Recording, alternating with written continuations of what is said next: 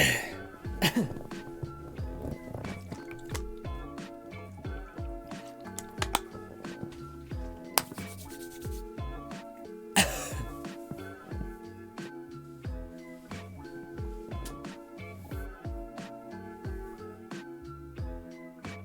and gentlemen, how are you this fine Saturday?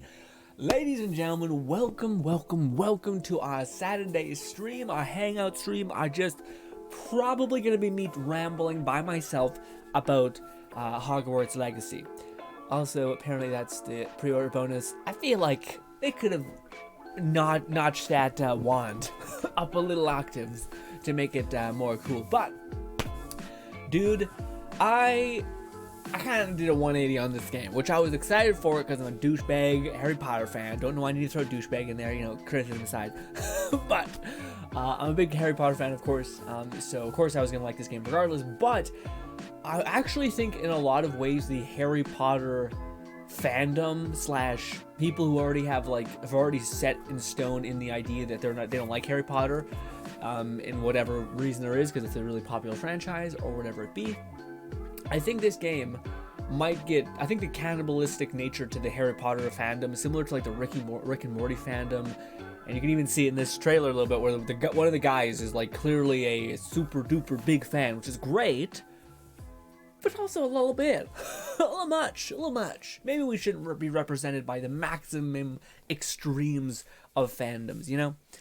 But anyways, it's still sweet, wholesome, all that stuff, go him, all that. But I will say that I am worried that the game is going to be really good by itself and just happens to be a Harry Potter game, I think, because of the transmog, the flying, the like crazy designed beasts and whatnot. The only thing that's holding this game back, I think, at launch is that if it had mods, it would be endless, you know, and the Warner Bros. Will never let that happen, essentially, never let somebody inject their own thing into the game. At least I don't think so, but people could probably still find a way. They'll probably just have to keep it under a patch lock thing. So like updates to the game, they'll have to stop. Won't allow those updates in, maybe. But what do you call it? There's customization option that is like good customization where you can just overlay something onto your skin, which is awesome. So you don't actually need to change out a bunch of shit, which is just so good. And then the other thing is that you have like beasts and rideable brooms and stuff like that. The flying looks good, but also kind of like flying, like it just looks a little weird. Like flying only in a couple of games feels really, really good. What was that one game? Anthem did it really well, but other than that, there's not a lot of games that do the flying really, really well. Although this looks great. It's just there's moments where like this looks really floaty because probably it is. It's a fucking witch's broom, you know. But yeah. Oh, also the fact that you have beasts, like I think this game has incredible layers and also has been being worked on for a long time. So I think the fact that it has so many layers, like the fact that you can get beasts, the fact that you can customize everything, like you basically have like a house slash a room that you can customize, which is awesome and rad. The only thing I wonder is, it always bothers me with Gabolti. Did that pop it up well? I hope so. Oh, that's less good. My white ass mask is making it so your words are hard to see. But anyway, shit. What is good, Bolty? Bolty says day 2 of continuing convincing Grin to watch JoJo animated adventure. We're doing this. I feel like I'm not trying to dissuade you, Bolty, but I feel like 10 days it's gonna be in the past. It's gonna be a distant memory, but maybe. We'll give it a minute. Honestly, you're better off like being like, hey, Grin, eventually you should watch JoJo. And then like 2 months after I've already watched a bunch of shows, be like, hey, man, I think you should still watch JoJo. And 3 months, and then boom. Otherwise, if you like do it now, feel obligated, then I'll go into it like fucking stupid damn bullshit. Stand this, stand that. But yeah. No, I'll probably, it's on the list of many things to watch. I don't know if it's higher up on some of those lists, like Skeleton Knight, even though I know like it's good. JoJo, I've heard nothing but good things from. A part of me just wonders if like those are ones I know I will like because they're my formula of what I enjoy, you know. But yeah. Also, Bolty, have you seen part 2 of the Harry Potter Legacy trailer showcase? Which, by the way, I wish every game did something like this, maybe with less like fans leading the helm of the interview process, because it just gets really a lot when someone's like, oh my god, a fucking tree. And you're like, yeah, yes. Instead it's like just an awesome like 30-minute to an hour developer walkthrough showcasing the systems, which is, man, I don't want to overhype this too much, Bolty, but Bolty says, nah, I'm not they're not that into Harry Potter. I was gonna say that, Bolty. So I think my theory is that this game is going to actually in some ways be cannibalized by the fact that it is Harry Potter. Because the more I look at it, the more I just think this is just a really, really well-built game with incredible systems that are in it. Like, if you've seen part 2 of Bolty, if you watch the gameplay trailer whilst ripping apart the fact that it's Harry Potter, like completely dissolve the fact that it's a Harry Potter world, you're out in like Ireland essentially with beasts that you can tame, brooms that you can fly, you got all kinds of spells. You have like a room where you can like make a bunch of shit. Eventually I'll get to this in that thing. You have like a room where you can design and like cater everything in a really cool way.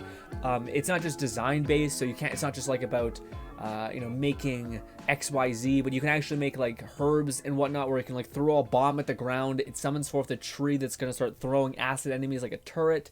So like this housing system will feed into your combat system. And you can also get like good powers and bad powers, old magic and dark magic. And dark magic is just like an instant kill, fuck up, curse everybody, then kill one person, then all that curse chain damage hits, stuff like that. And then there's old magic, which is probably just like hucking tree roots at somebody. I don't know. But to me, like, if you strip away all the Harry Potter stuff, I just think this looks like an incredible open world game that instead of it being like, it's 50 times bigger than the 4th game we've made, or it's in a snowy area, like just this weird open world shit that people constantly do. Instead it's like, no, there's systems in this game that make sense. There's armor, there's tons of clothing. All of the clothing, apparently they said this in the developer intro thing, can be transmogged right out the hop. So if you like a look of something and you don't like the effect of something else, you can just swap that on and rock it. There's like battle arenas, like wizarding fucking throwdowns, which we're about to see also in this, scattered throughout the Hogwarts, etc. And to me, I always think people who have a vested interest in being like, Harry Potter is not necessarily for me. I was never that into the movies. I think this is just going to be a really good open world game. And I feel like the Harry Potter aspect of it may alienate those people who've already decided to like say, I'm not a big Harry Potter fan, etc. Like, it's weird. You know what this is, Bolty? To me, this is exactly like Bully in a magical world, basically. Because there's changing environments, there's classes that you got to attend, there's a customizable room that you got, except it's cranked up to 10. There are beasts and whatnot that can like help you level up your gear if you're taking care of them. It's literally like the school Bully experience, except cranked up to 100 because it's magic and shit.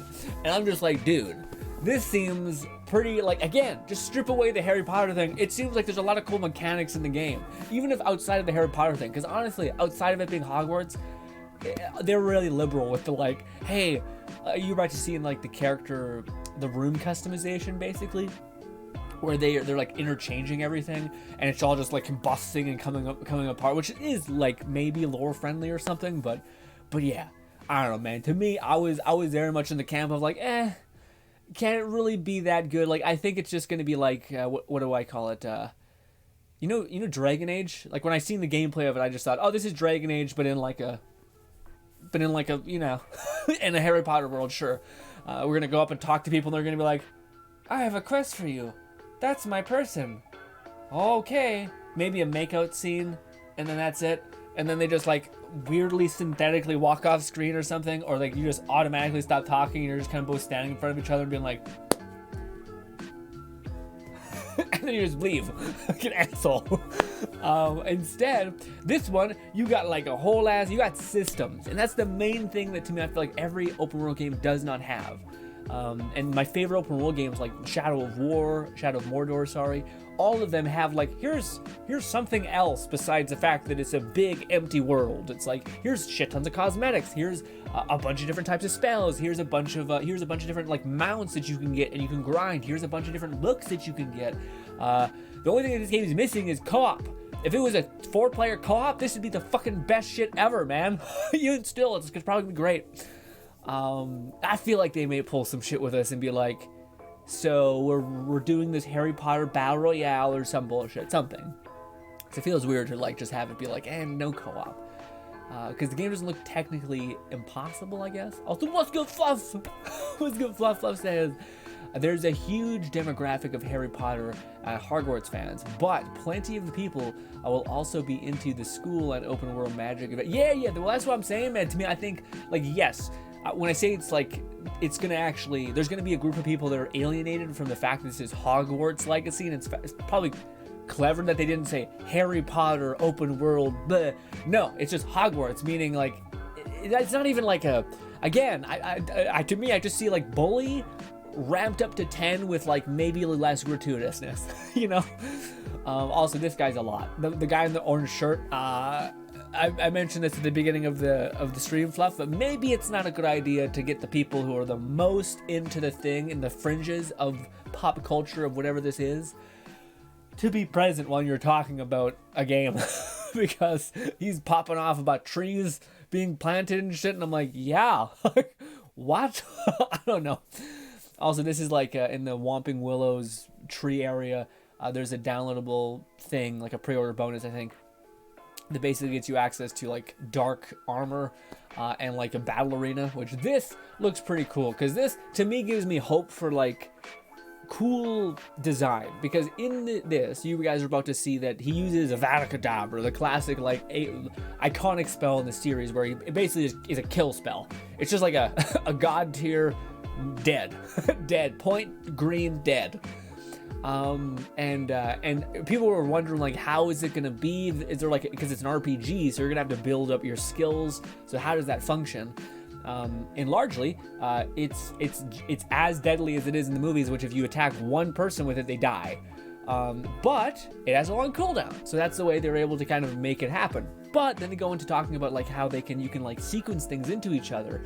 And you can have another dark art, which is like curses. So you can curse a bunch of people, and then they share damage. And then you can hit one person with a Vada, and then just kill him, and then it kills everybody. And that's pretty epic. That sounds pretty rad. And they also talk about like ancient armor, which are ancient magic, which to me looks more cool. Like the ancient magic to me sounds like you're like picking up giant crates and like smashing it into enemies and shit. The only thing this game is missing is like summoning, essentially, which probably will never happen, even though you can summon a turret plant, and yeah, also they're not letting us see the spells because fucking bastards.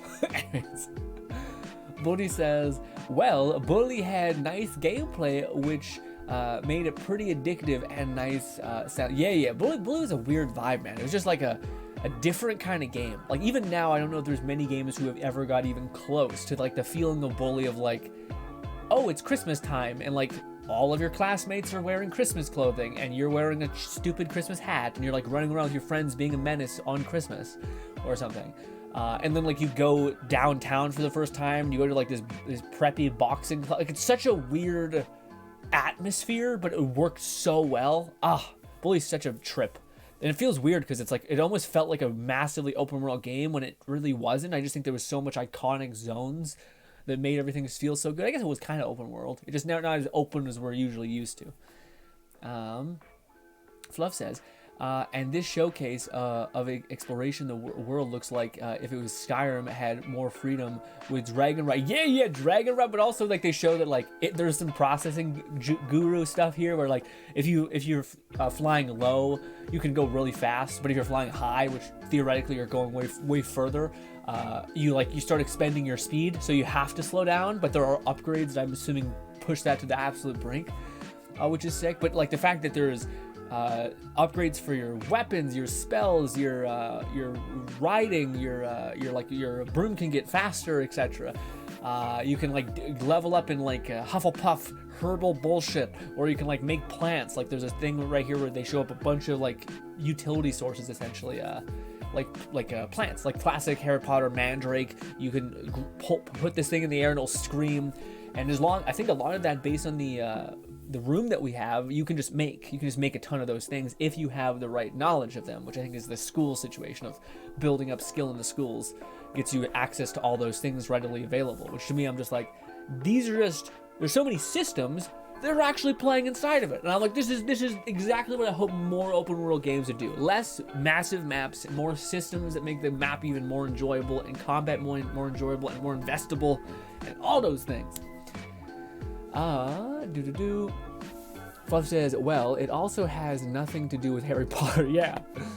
They've had, yeah, but there's a brand attached to Harry Potter, so yeah, that's why I was meaning. They've had some, upcoming with some interesting workarounds, just having the wizarding world of Harry Potter. Yeah.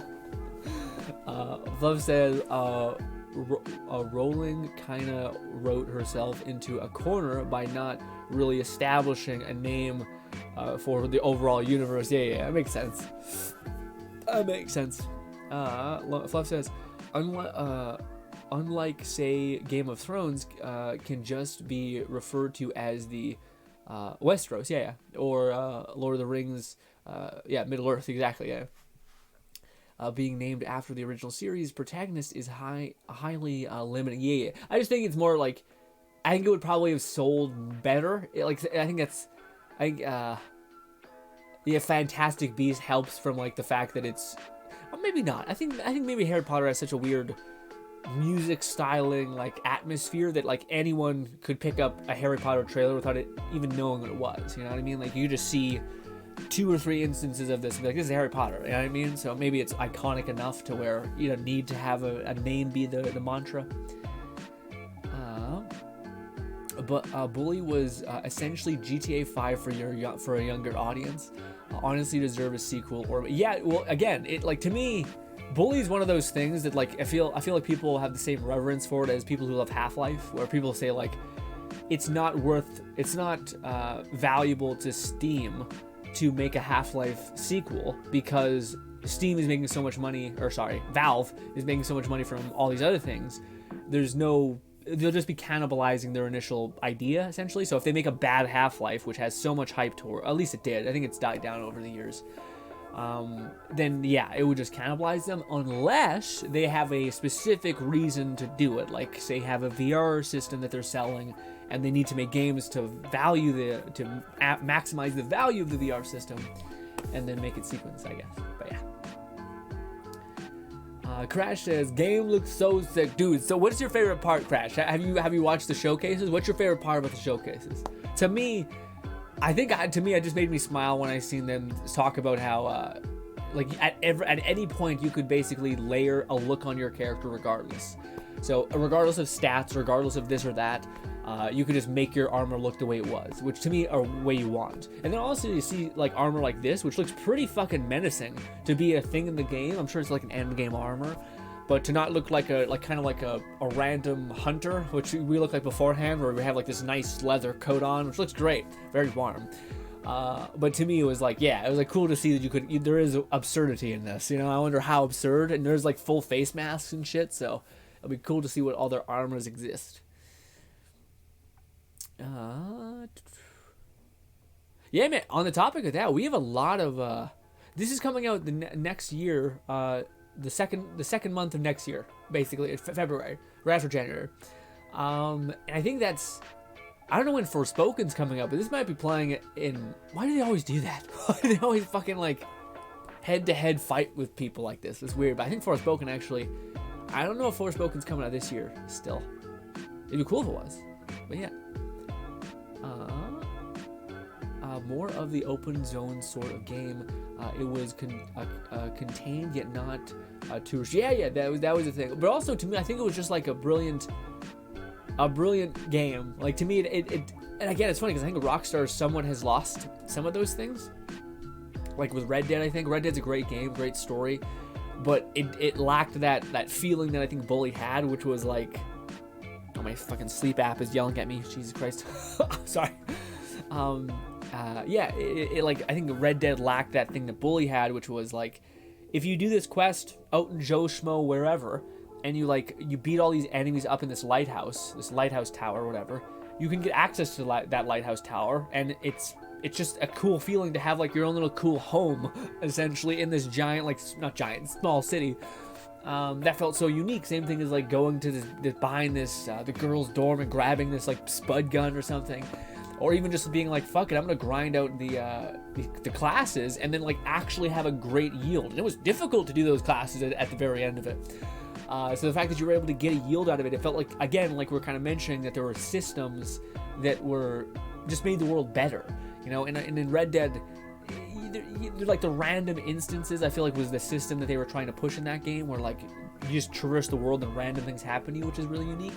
But it wasn't like you could invest in like a place in your housing stead that gave you something extraordinarily unique. You know, maybe it's like a unique type of gun that you could only get ammunition every time you come back to your specific base. That's the weird thing I find.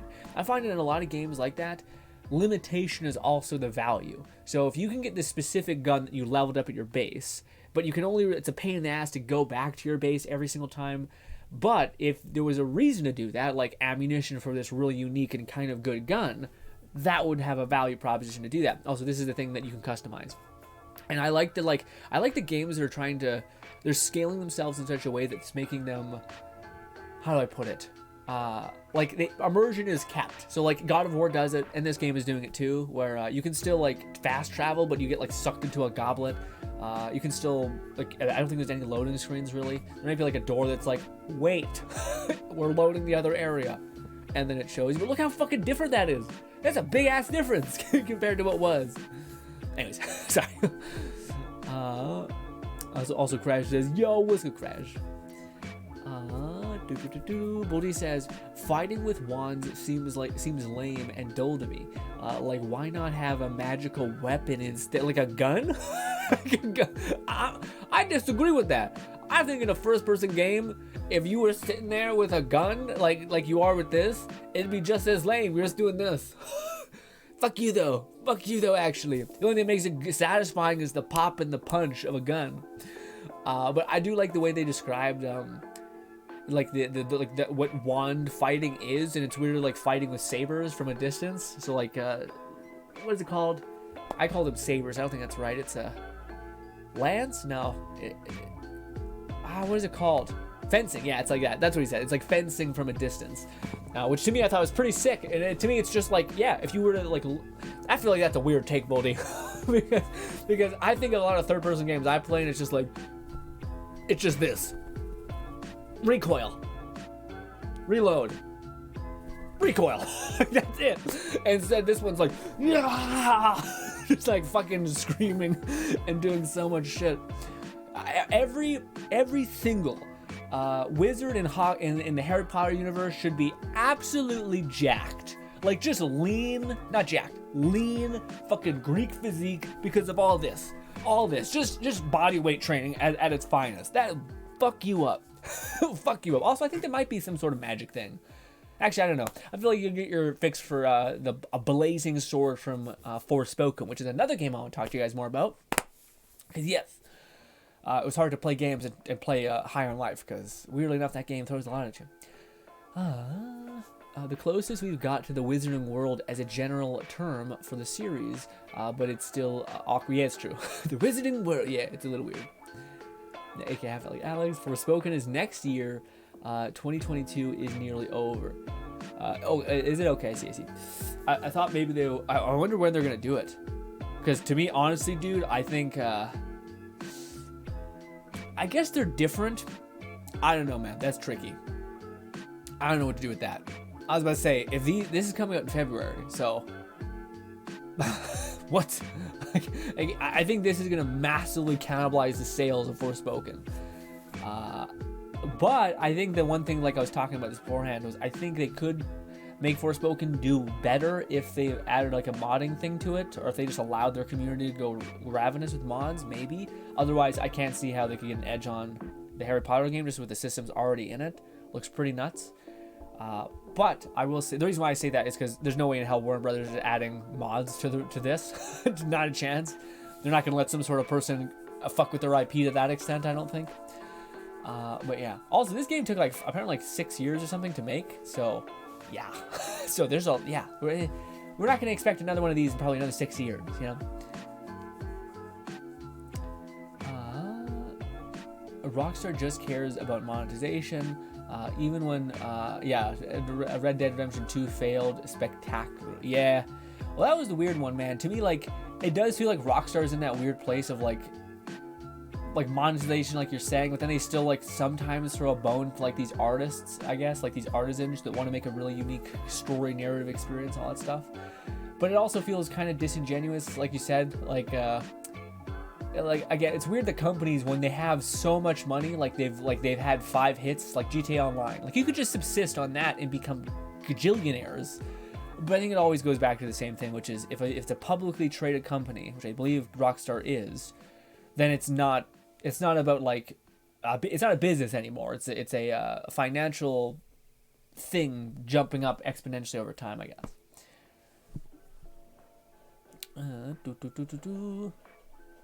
Rockstar. Fluff says, I'm trying not to lose my comment. What's good, Richie?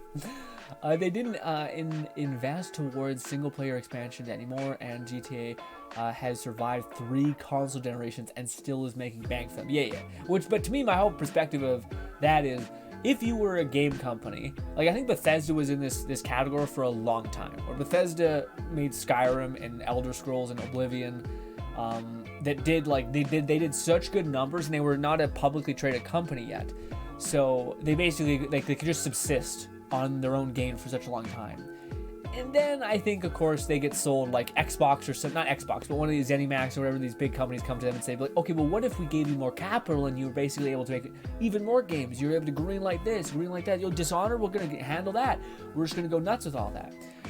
And then they're like, sure, but then they lose the intrinsic part of their company, which is even if you make more money, I think that's actually the thing. I think if you make an absurd amount of money, then people will just ask you to make more and more money. Like it's worse for you. To the money proposition, it's weird. You think it'd get better. If you're a publicly traded company, but if you're not, then I think it just becomes your investors will basically just fire the guy who's the manager and be like, okay, you're the new head lead, make money, make more money, make more money, do the right choices so that we make more money. We double our investment on that.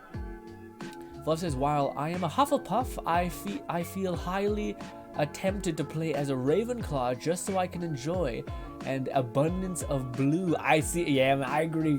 You know what? I think, man, to me in my head, I was thinking, God damn it, when they showed like the evil part of the game, or like the evil dark arts, I guess, like Avada Kedavra and shit. When they showed that shit, I was like, you know, maybe we're gonna play a unique character. Maybe we're gonna play a Hufflepuff with a heart of gold, kind as a whistle. Okay, don't know why whistles. Don't shut up. Very kind soul. Fucks with all kinds of magic, evil, whatever, doesn't matter. Okay, they're all just tools that hopefully don't destroy the soul. I don't know, because I don't know, man. I don't want anything to limit like a wait. Yeah, fuck. I hope there's not an intrinsic part where it's like you use this, you're a monster.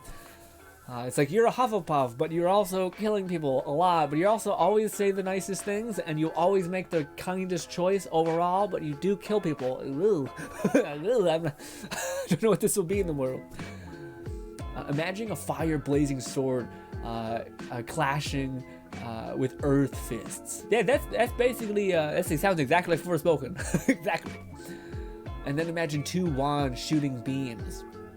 Honestly, to me, basically we're doing the same thing except with whips. I'm just whipping your ass with a tether beam, okay? And you're coming out running at me with a sword, and I'm just like, eat it. Get fucking blitzkrieged immediately. I was looking to play with the little ball. Fluff says Forspoken is on January. Oh, I see. I was trying to undercut those sons of bitches. It's gonna be a good time, man. We've had so many games with guns. That it's gonna be fun to mess with something a little more floaty, a little more soft. I like the idea, but also especially with I say that I think that they're just gonna scale up the base on all the magic attacks in Forspoken and probably in Hogwarts, and you're just gonna light shit up. I feel like this is my hot take. I think Forspoken will be a better gameplay-driven experience in terms of combat, so a combat experience, and I think Harry Potter will be a better overall game. But I think its combat is probably going to be limited to some extent. Not a hot take. Fluff says, there's enough time for people to play either or both. Yeah, it's true, I guess. It's a good bit of time, almost a month. A little bit less than 1 second. Richie, what's good, Richie? Deflector.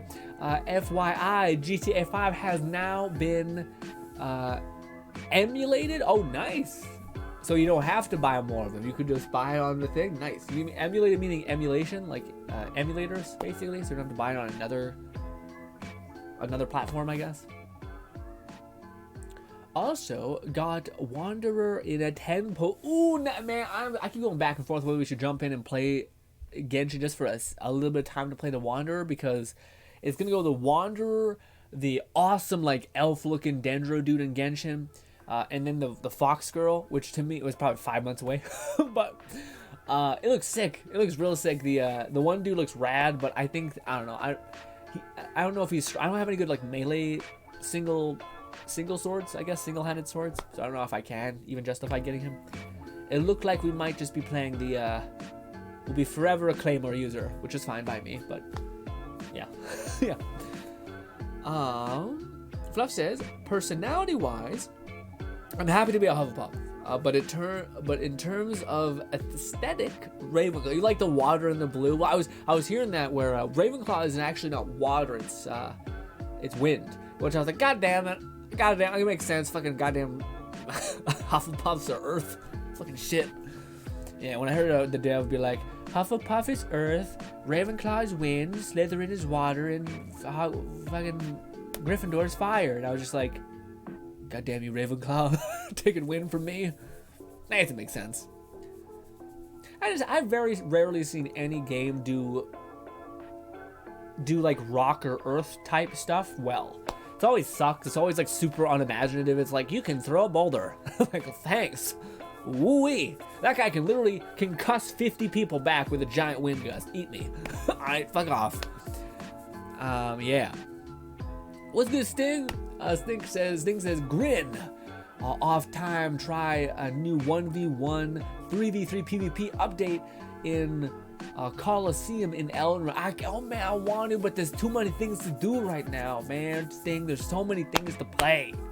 I'm still doing the VR grind. I'm loving the way those videos are coming out.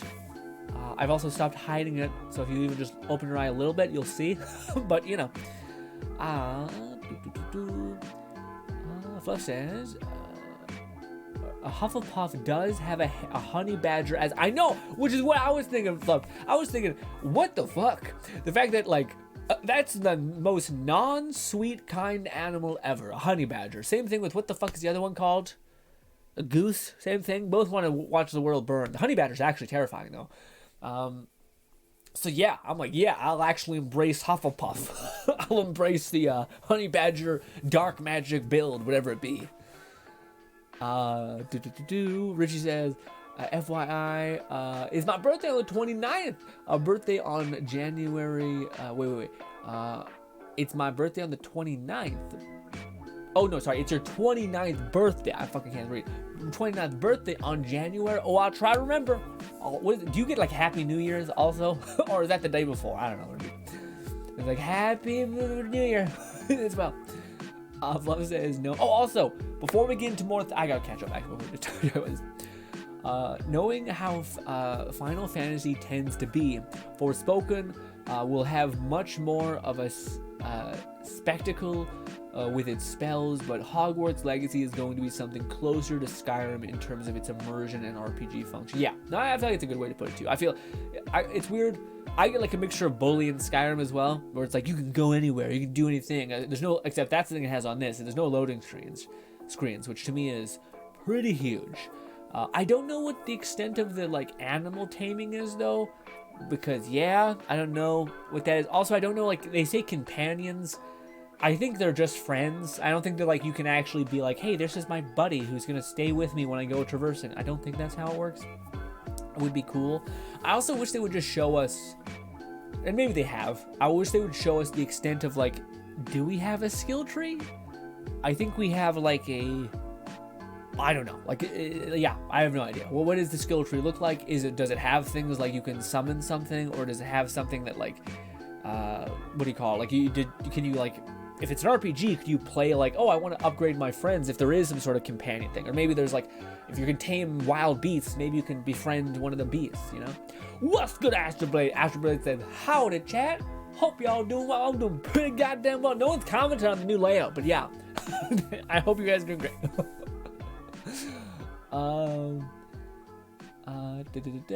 Fluff says, case in point, this is totally unnecessary outdoor customization. Yeah, maybe, but it depends on what the expectation is on the thing. Because, like, this is the one issue that I have with these games, and this is my issue with most games that do the thing that I love, which is, instead of making the world 50 times bigger, or even more unrealistically beautiful, like crazy high poly graphics, instead they add systems. But the issue is that most of those things don't utilize the system. So it's like, we have a housing system, basically. But instead, we just gave you a room and a backyard. And I'm like, okay. I feel like you could make an estate. You could, like, if you had a system for giving value to a lot of these things, kind of like Fallout New Vegas, or sorry, Fallout 5 with its settlement system. If you could like make a little enclave here and build up this thing, and like even you're just a wizard building up this like nice thing that could like generate money and bring in stuff for you. Like these are systems that fit into a larger system, but you're kind of just like, if you want to get cute and customize shit, here it is. And some of them have utility, so it's not like I'm actually coming for anyone's enjoyment, but yeah. Slytherin being water makes sense due to the sea serpent, and Gryffindor is red, so fire, yeah. Also, I remember hearing lore about like all of the things, and what was it? It was like some sort of thing within Slytherin where Slytherin was like racist, like hella racist, like aristocracy, kind of like filthy peasants, except instead it was mudblood racist horrible shit. Anyways, not great. Apparently they got better. Hogwarts, like, you know, made it less, yeah. But still kind of anyways.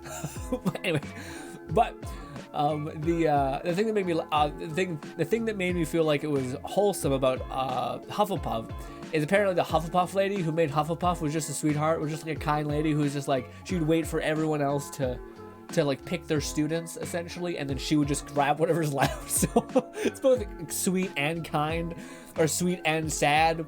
But like Hufflepuff is a place for misfits that don't fit anywhere. Basically, we're just like throwing away trash. You're kind of generally nice. Sure, fuck it, go here.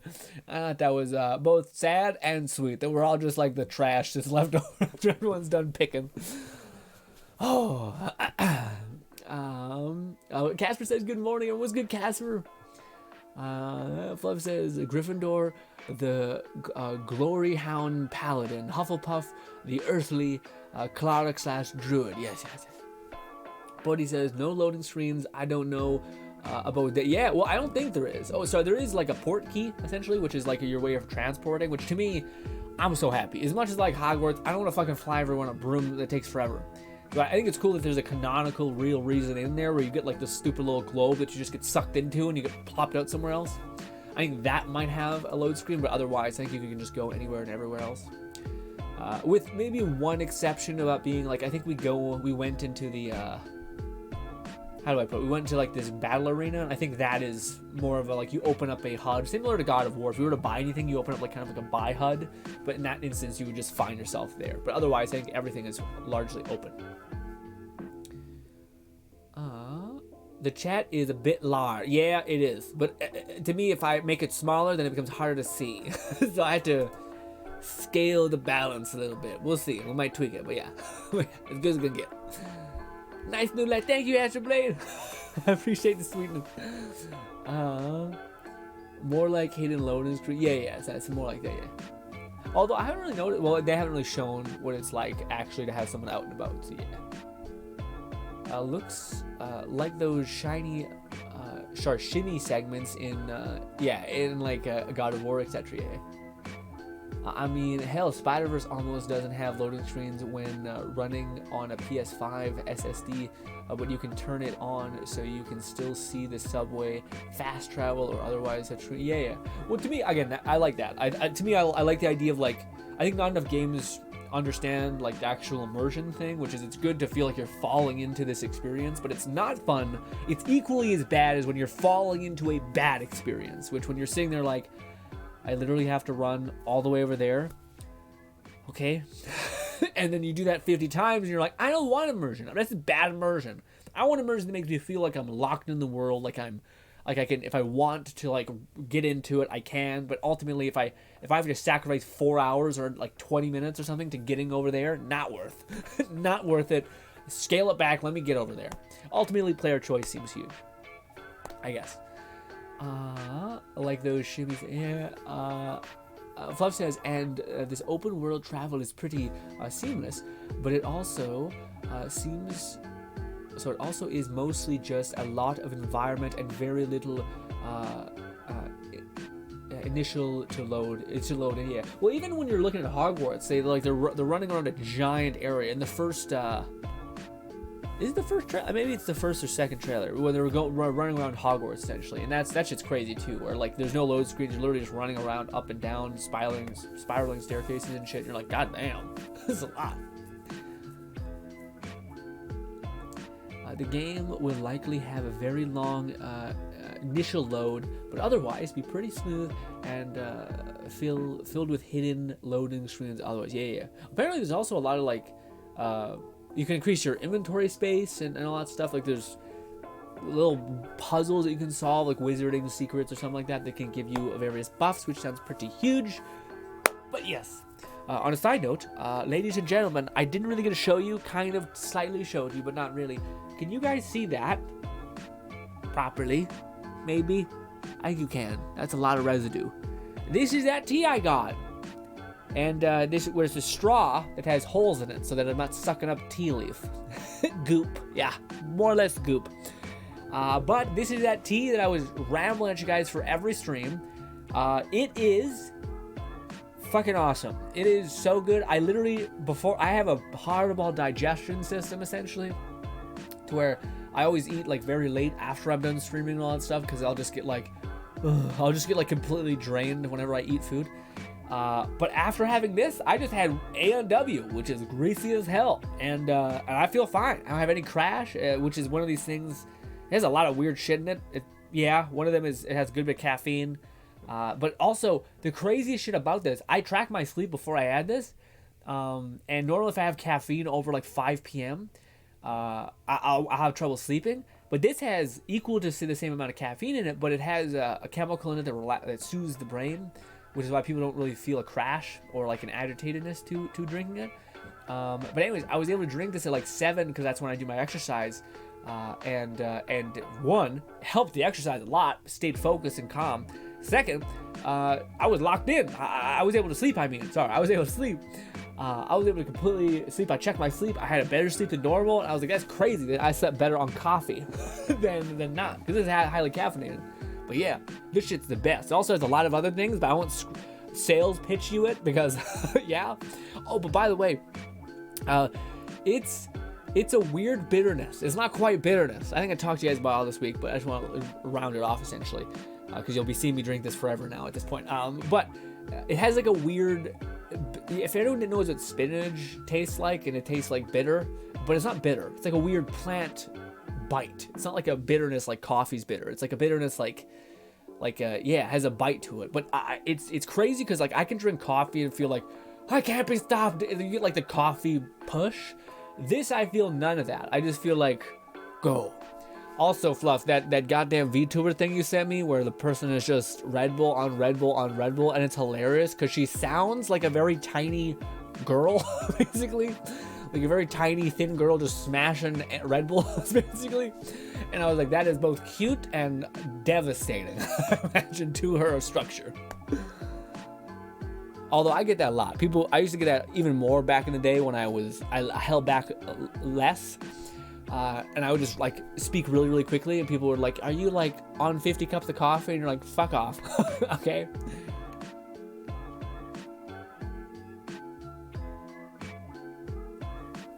It tastes okay. It used to taste bad. Now it's tasting better. But yeah. Oh, I also bought like 7 pounds of it. So Yeah, I bought 7 pounds of tea leaf, which each package is this big. Also, one more life update before we get on talking about anything else. I probably want to talk to you guys more about Forspoken, to tell you the truth. I told you guys that when Black Friday came, I bought some games and I made a purchase that I wasn't sure if I should, but I did. And I bought a sandbag, which is basically just an exercise equipment piece, which simulates quote-unquote true strength. Basically, it's something that you'd find in the real world. And I told you that about it, so here it is. Ugh. Here is this. It's so big. I'm trying to get it in frame. It's not really happening. But if you guys can read this, we're gonna see if we can work up to 125-pound bag full of gravel, pea gravel, like pebbles of gravel, essentially. And we're gonna try to do 100 reps in 10 minutes. That's the goal. Probably gonna start at 60 pounds and work our way up to 100. But that's the idea. It's got handles. It's got little handles on this, so you can do like rows. It's got these handles, so you can put it behind your back. It's got vertical handles, and it's got no one cares. I know, it's just for me. It's got like a classic handle to where you can do a farmer's carry, which is sick. And then you got the ones where you can do like you can put this on your back, and then it's got handles on this. It's got handles everywhere. And I don't need another thing to use in terms of exercise. I already do mace, kettlebells, and slam balls, and I don't slam those balls at all. I just pick them up and drop them. But I don't need another thing. But I think I'm set for life. I think I could work out for the rest of my life using half of the stuff that I have, and work out for my entire life, basically. But yes, big man. Also, if I can get this to 120 pounds, I think I could confidently, and I could do it. I could do 10 pickups or throws in a minute, or in 30 seconds, or 10 seconds. If I could, or no, it's a minute. Yeah, a minute doing 10 pickups.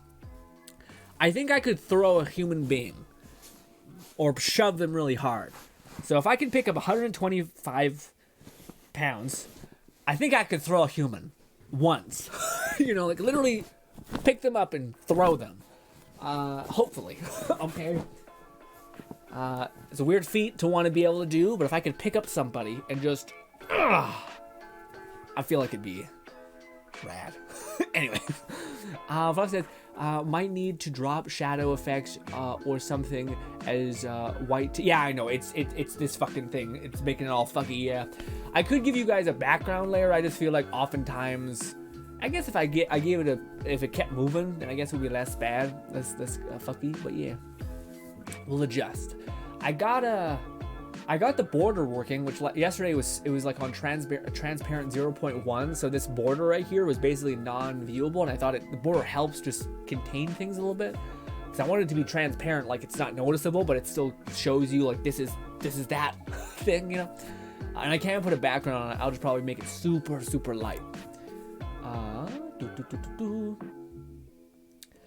There is a lot of effective methods to load distance or other such dynamics to save on performance. Other done poorly when pop in is very obvious. Yeah, that's something that people got really upset with Rage. Its initial game, it had like this weird thing where if you looked away and looked like you went like this, it would everything would be like gross because it was behind you. So if it was, but I didn't mind that because you're never doing that. You're never doing this actually in video games. So to me it wasn't a big problem. But Fluff says, meanwhile, I've been enjoying the Huckleberry soda that my store has been stockpiling recently. Tastes great as a float too. We put some ice cream in that shit. Okay, interesting. Huckleberry soda. Man, you know what? To me, Fluff, as much as I love all sodas, probably great. Soda's great. But to me, man, I always come back to Canada Dry. I don't know what it is. If I'm just boring, to me, it has enough of like a kind of thing, and it's just too good. Boldy says, Supposedly they want to port this game to the Switch. This game? Oh fuck no! Oh hell nah! That's just crazy. Bodhi says so. They probably tinker around with lower spec mode. Yeah, man. Well, that's always rough. Like when people talked about this with that Gotham game that came out a while back, but they criticized, or one of the criticisms, which maybe was unfounded, maybe it was just developers trying to save face, was if you are making a game for the lowest possible denominator, people think that like, oh, you just flip them a couple switches and then the game descales its render times and now it's good. Apparently that's not the way it is at all. So if a game, they'll like basically make it so that it's not so good that they have to like completely, yeah, it's hard to describe. But basically, having it attached to lower end consoles tends to be a worse feat. It tends to be a worse outcome for the end game, the end experience, as apparently. Astroblade says, so you do. There are likely new toys for you. What is? What new toys? What are you talking about? What's good, Shadow? Sure you do. There are like new toys for you. Oh, this? The thing? Oh, what? You gotta master the toys, though. If you're talking about working out equipment, you gotta master the toys. So it's the whole thing. And I barely have mastered. I could have done 5 years on kettlebell and gotten okay at it. Because I've done slam ball and mace, my joints and me as a person, I think is pretty fucking abnormally good.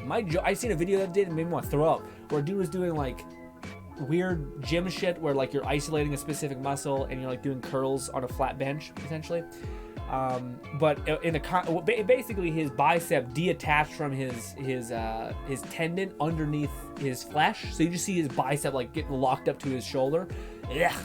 And a person in the comments made a great point, which was basically that just because you have extraordinary strength doesn't mean your joints have caught up to that yet.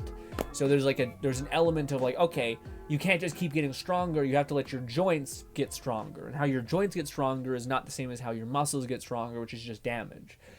How your joints get stronger is by elongating your joints and then compressing your joints. Basically, like instead of just compress, or pull, it's a mixture of push and pull. So the joints and your nerve endings in your actual tendons right here in your shoulder tendons, your spine, basically get stronger. So it's compression and being pulled apart, basically. But anyways, yeah, mace, slam ball, all that stuff. There's a good bit of that. What's good, Shadow? Shadow says, that seems like a cool workout. Yeah, man, to me, it's also fucking huge. My little slam balls are this big. There's like 60 pounds, which, by the way, if you ever hold 60 pounds this small, fuck, it's crazy. But now it's like a big old thing. Also, that's weird because sand isn't the same as like a kettlebell, which is like it's offset weight, but it's balanced essentially. Eventually, if you just counterbalance it, it's not like it moves. Sand moves. So when you throw it over your shoulder, your stabilization muscles have to go like and like adjust. Fluff says, I just bought a handful of things during current winter sale, mostly games that have been sitting on the wish list for ages, but also a new one simply named Little Gator Game, which has a mixture of Zelda and sort of Zelda and short hike style about it. Okay, should be fun. Time to relax with after my harder shift. Yeah, absolutely. Have a nice decompress game, man. That sounds lovely. Also, Fluff, I'm hella disappointed, by the way. Played Dark Tide the other day just to get the mace to see what it'd be. Horrible. Horrible. Absolute dog shit. Maybe it's because the shield is so good. Don't nerf the shield. But yeah, it's pain. I picked it up and I'm like, this is literally just a worse version of my shield. What is going on? You can like hit a button and make it do this electro hit. Astroblade says, I do not volunteer for the throwing. Why not? It'll be in like something soft maybe. What is it at one place? I always wanted to go to them. It's like a trampoline-esque place, like a gymnast with like bouncy floors. That sounds like such a good time, but no one probably would go with me because, you know, it's like exercise basically. Also, you're like bouncing on the ground in a weird way, or jumping into foam pits. Although ever since I've seen that fucking Twitch thing where that girl jumped into a foam pit and like broke her spine, I'm just like, ugh. I don't know if I trust anything like that. I need to jump into it first. Fluff says too late. Sucks. Huck's extra late. Fluff says they'll either do a minimum resolution version of Switch, or they're going to do a cloud streaming version like they did with Kingdom Hearts 3 and such. That sounds awesome, man. That actually sounds way, way better. In my opinion. That way at least you get your thing. Yes, it's a little delayed, but like if you're already playing on mobile, I feel like it's already, you're used to some baggage essentially, some lag spikes, stuff like that.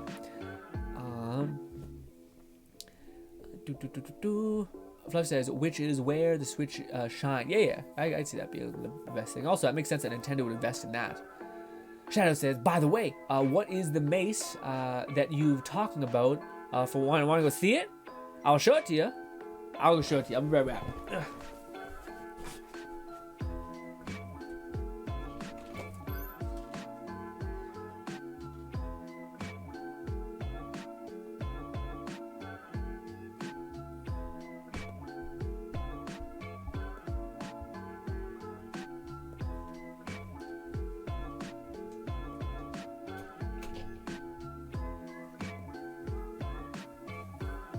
It's a literal mace. It's a literal mace. This is what I mean. It's this. Can you see it? Does it make sense? It's a literal mace. It says this is 15 pounds. Now mind you, I can press 75-pound kettlebell above my head and do a windmill, which means I press it above my head and I touch the ground. Pretty okay feat of strength. Not great, but okay. This is so heavy. I cannot describe to you how heavy a mace is compared to everything else ever. It is, because it's a lever, the further it gets away from you, the heavier it gets. So this 15 pounds can feel like 50, basically, the further you go away from it. But yes, it's got little these.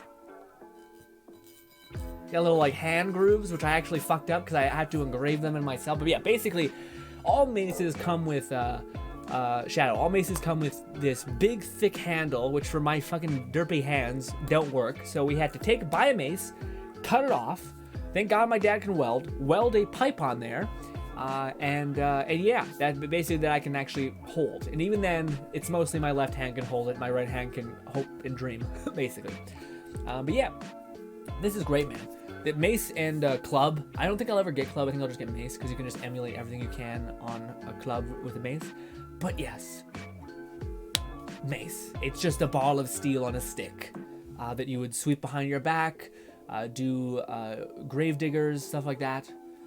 Yes. We might have to bring back one of the workout streams just to progress report you guys on all the things we're doing.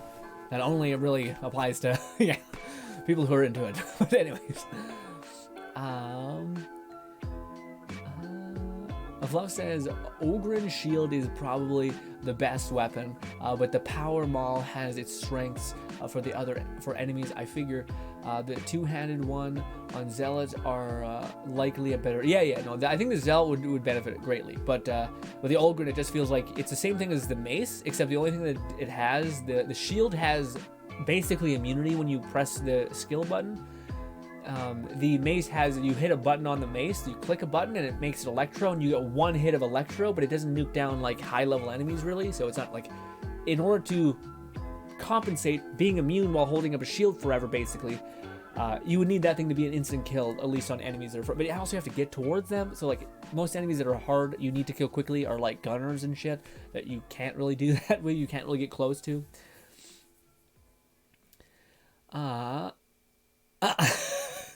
Shadow says, I was not expecting you to pull out a literal mace. That's cool, man. Seems like it'll be fun to, yeah, man. Well, to me, it's like, it's weirdly one of the, it's the best workout. If I could tell anyone who has any issues with like joint problems or pains or something like that, because the way you do it is not what you might think. The way you would actually use the mace is like dropping it behind your back and swinging it around like this, and doing that, or doing a gravedigger, which is basically you know, like a bastard, not a bastard sword, it's called a horse cutter sword, which you basically hold it like this, like you're sort of like this basically, same thing like that. So you elongate your arm like that, you push it up like this. I'm trying to show you guys with my hands on the screen, but you basically hold it like that, like kind of like a martial spin or like a judo throw kind of thing like that.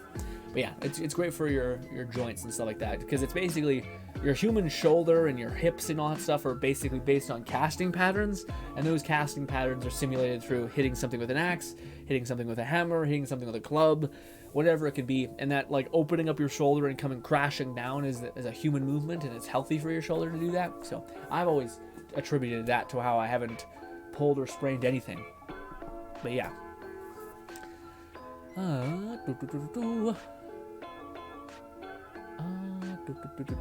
Astral says, okay, maybe I'll let Fluff throw me once. Just once.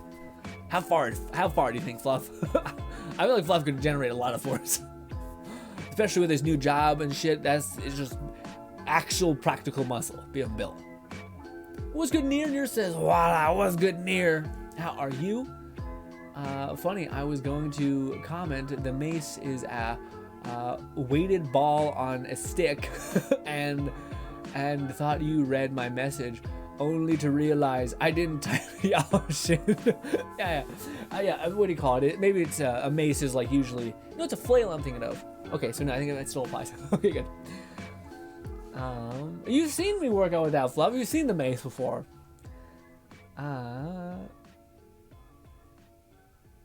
Fluff says, a shade will be proud. The power of big stick energy prevails. Yeah, man, that was one of the things I seen in one of those, not Shade per se, but I seen in Skull and Grave. He just like showed a weapon test with like a wooden stick, hitting somebody, and it's just like, fuck me, man. Like, yeah, before we had wooden sticks, we just had clubs, and like cavemen was beating the hell out of each other. Like, yeah. Eesh.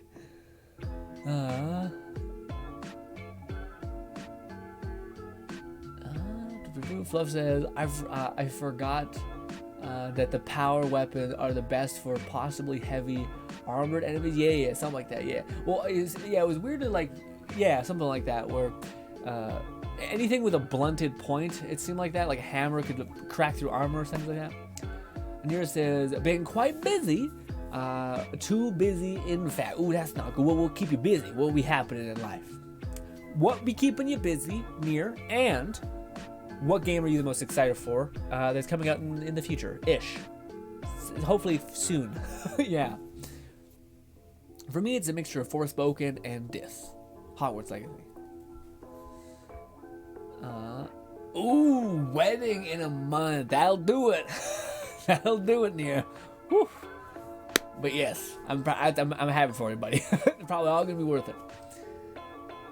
Fluff says, well, I struggle with a 24 bag of dog food, but most other things I can heft off a pallet on a wheeler and onto other shelves. Yeah, man, it depends also on how you're lifting it. Like if you're doing the one of the things that's the most impressive movement ever, but it's like it doesn't look showy at all. But it's a kettlebell, mace, slam ball, whatever. It's basically you pick up something, can bring it to your chest, and can press it out, lock out your arms, and hold it for even like 10 seconds, and then pull it back. That's insane. The amount of strength it takes to hold, and also no one has that muscle built. And you need such crazy strength in your core to balance out the load of your shoulders without your back basically slowly starting to like pull against your spinal bones and fucks your shit up in a bad way. That's like there's different levels to strength, and that's definitely one of them. I got good at that for a little bit. I think I did 40 something pounds. It was okay. It was okay.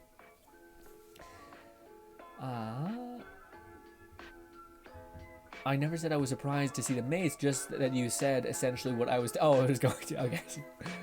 Oh, because the big. I see. Yeah. I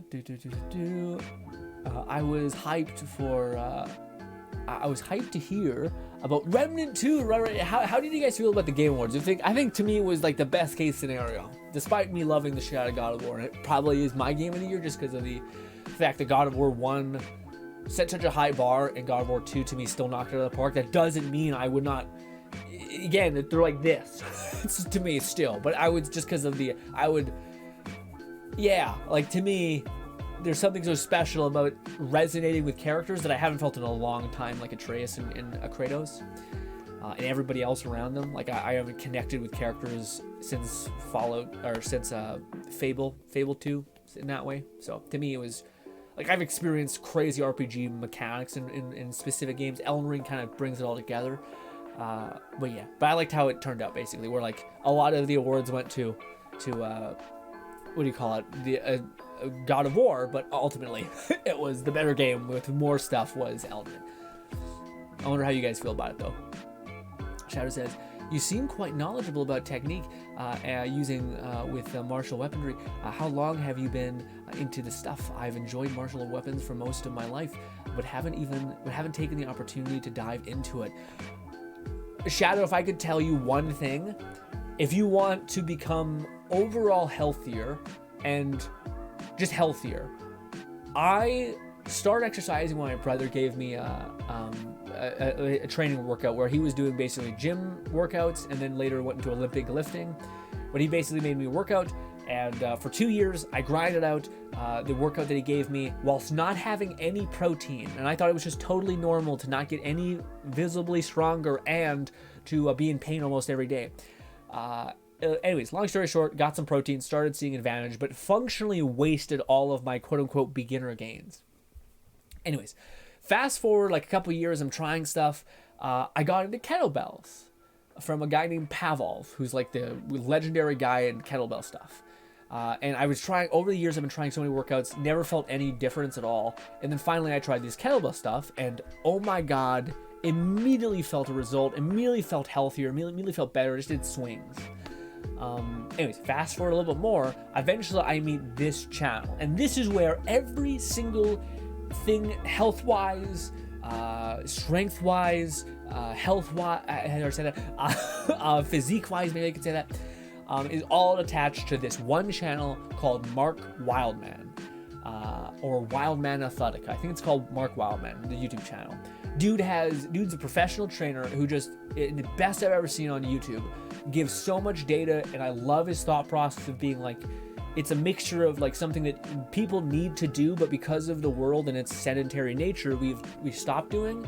But also it's not like strongman, which I feel like strongman always goes really fucking bulky. Like it always goes hard for the sake of hard, despite we probably didn't do that. Like to deadlift a fucking boulder onto your finger or onto your chest, dislocating your finger and then setting it on a fucking pallet is too heavy. Like we didn't do that. Nobody did that. You'd die if you did that. You burn too many calories to do that. It's impressive, but it's just not practical strength, at least in my opinion. So this whole person, this guy, he talked about kettlebells, and then he talked about mace, he talked about slam ball, he talked about everything. And I've over the years just started doing that. And he has a big martial art background. And he's basically, he attributes most of his like things he focuses on to akin to a martial stance, a martial block, things like that. So that's where I got my thing from. But I also do think that striking drills, which is something I'm currently getting into, is some of the best fucking cardio ever. Oh, also, Lone Syndicate, if you happen to see this, we miss you, buddy. I think you're okay, because you just commented on the Let It Die video. So hopefully you're doing okay. We miss you, just in case you see this in past broadcast. But yes.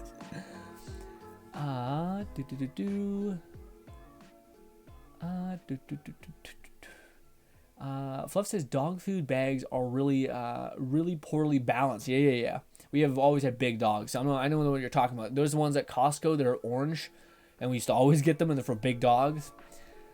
Especially the big ones, like trying to move a sandbag that isn't over stuff. Yeah.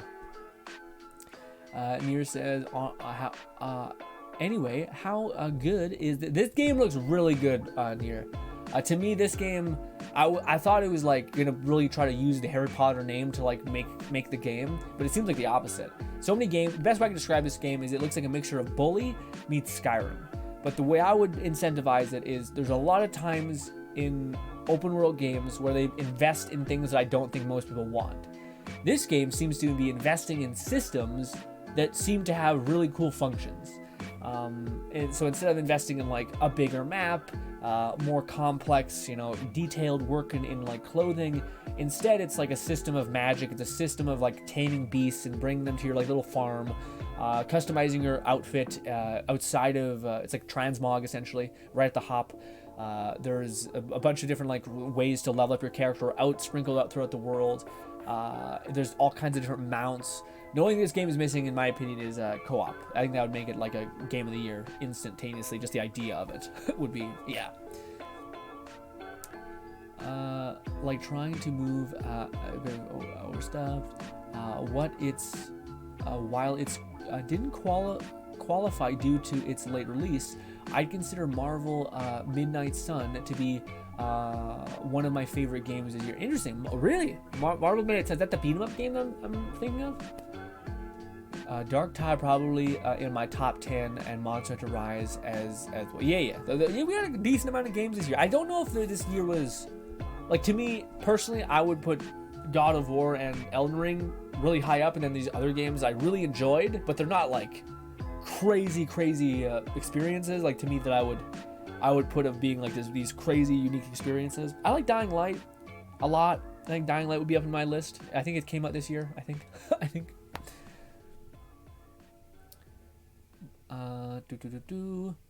Nier says Hogwarts Legacy gonna be a standalone or multiplayer. It's gonna be standalone. It's an RPG, so you can like run around the open world. You can create your character. I do have a feeling Nier that they're gonna just put in all like a multiplayer mode in there eventually.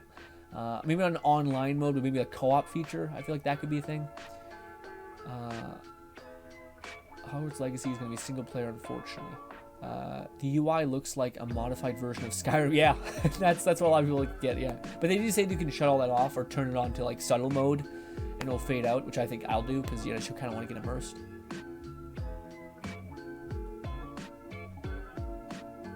I only say unfortunately due to the setting of the game, it's odd to be a solo experience when you are part of a bigger school with four houses. Yeah, that makes sense.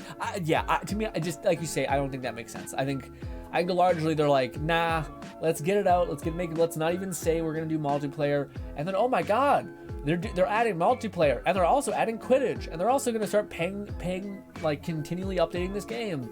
I can see that being a thing for sure. Because the fact that Quidditch is in here is weird. I can see them like wanting to introduce this as a paid as a service. I know everything about Warner Brothers wants that so badly. Wants a like continual monetary sinkhole essentially. That can keep yielding money. Like I don't think they want to waste the engine and the customization things. I would be shocked if this game came out and then it was dead. I think it's going to come out. Maybe there's going to be a few DLCs, and then they're probably going to unravel like a multiplayer, a Quidditch update and stuff like that. And then especially like just the Hogwarts idea, especially Hogwarts Legacy. To me, it just makes sense about like, oh, okay, this is going to be a game where you can constantly it's the holidays. Here's the holiday update with all these cute little cups. Here's some cosmetic things you can buy. And I think it's even cleverer for them to release the game, have people say that it's an absolute amazing experience. You should absolutely play it. It is a game. It's a game worth buying. And then for them to be like, okay, here's a big update, which is adding a bunch of stuff for free, but it's also coming with some cosmetics and some things that you can tweak. And then that'd be a really interesting way, I think, for them to do it. Because I think they would earn, like, okay, this is a solid game, you should just buy anyway. But here's also a justification of how we can add monetary things on top of it if you guys have already determined it's a worthwhile game. I could have easily made sense to support co-op mode at least. Yeah. Co-op like Genshin would be I feel like a massive online world would be a little weird because things always get laggy and feel like a little disconnected. As much as that would be cool, if there's there are so many games that have co-op that aren't Genshin or Tower Fantasy, so no, that's not what I meant. Oh, I see. Yeah, it's true. I guess Tower Fantasy does a pretty good job of doing the co-op without it being intrusive. Could have easily made sense to support co-op. There are many games doing it. Fluff says if they're dungeon diving or the like, it'll be neat to see a co-op, perhaps something akin to Dark Souls or Elden Ring. but without an invasion system. Yeah, I don't know. I have a feeling that to me that would make sense, but who knows? Probably not. It could just, because to me it's weird for them, like for Warner Brothers, who's all about like residual gain, like what do you call it? The fact that they have like the Hogwarts Warner Brothers, what is it called? The Ferris wheel amusement park, basically.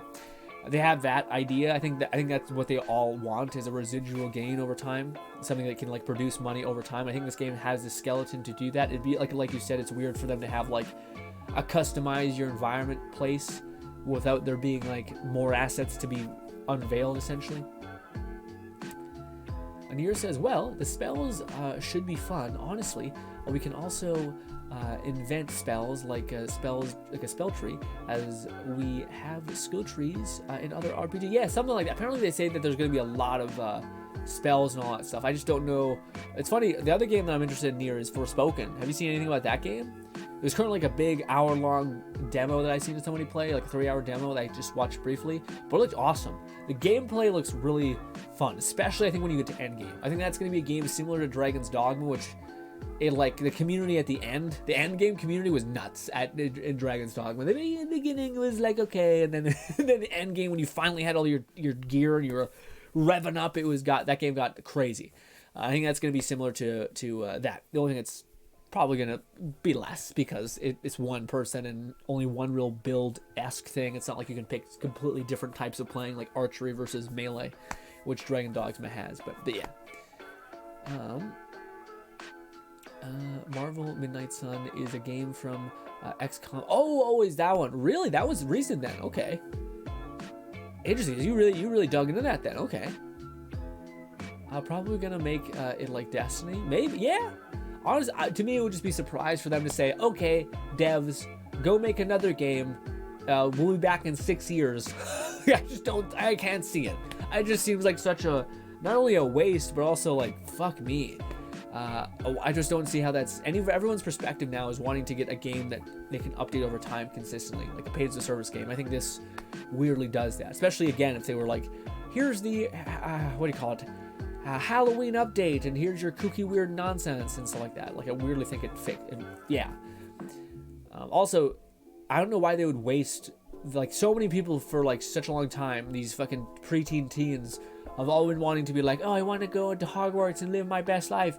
It'd be weird for them to be like, yeah, we're just gonna burn that and be done with it. Like, no, I feel like they gotta keep that egg on, egging you on, I guess. I think Star Wars was Fallen Order. Survive is also releasing next week. Yeah, with the new Star Wars game, man, that's really interesting. I still don't know what the deal is with that guy in the pod who's like all gray.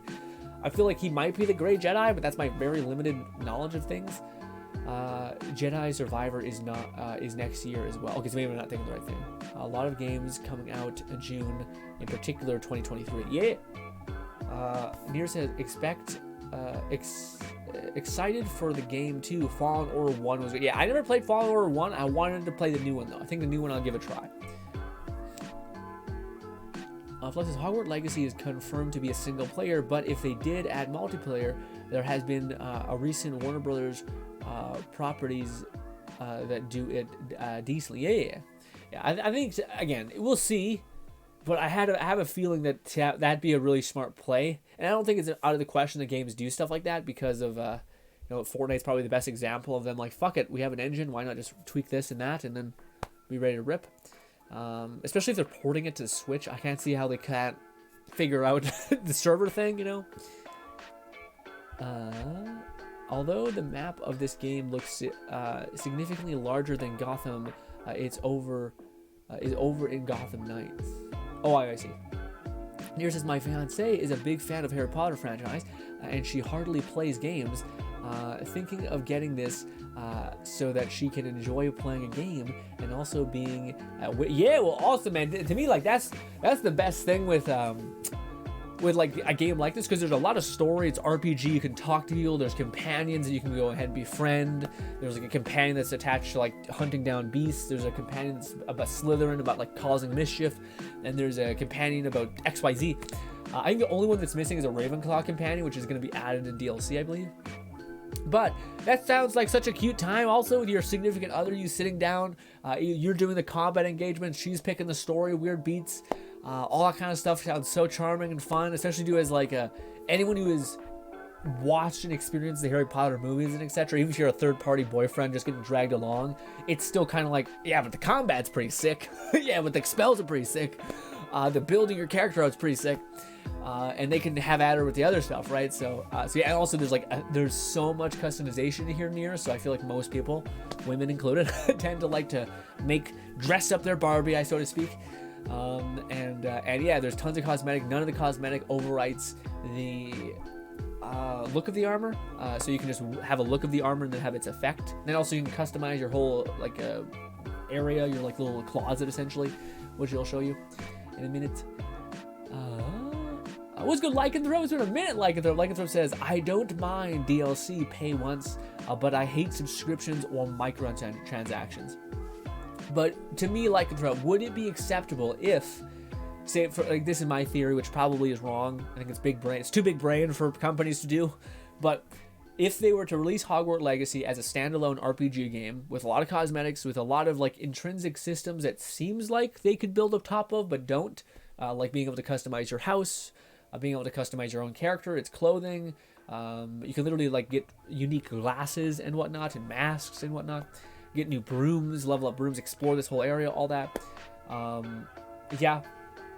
If you were to get a really good solid base game where everyone's in agreement that this is a good game, maybe a 7 or an 8 solid game, and then for them to be like, okay, we're going to add a free expansion that's going to add co-op or multiplayer, and we're going to add Quidditch on top of that, and maybe we're going to release like a roadmap for what we're going to add to the game. And by the way, we're also going to add cosmetics.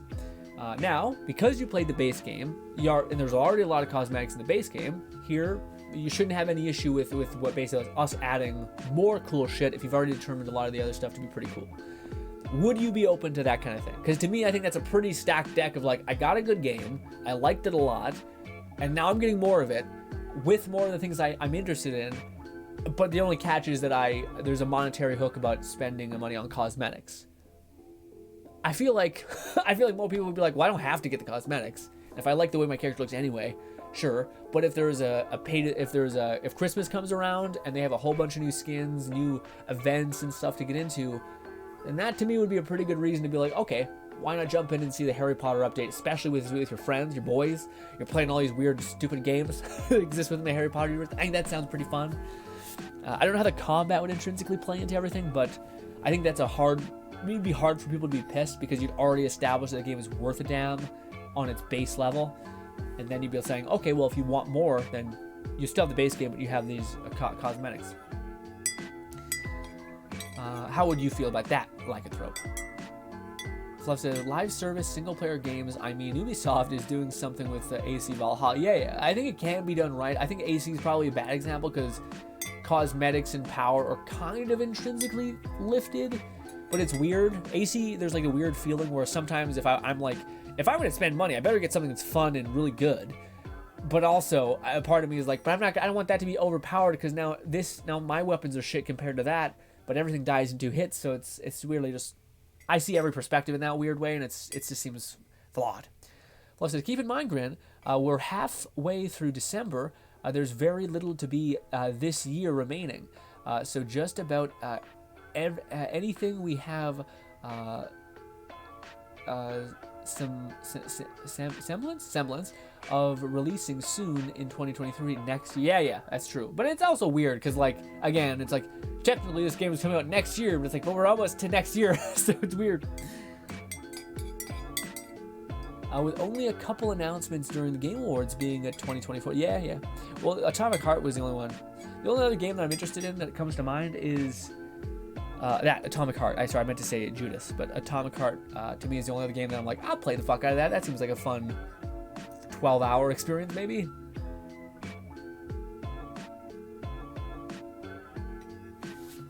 Ugh.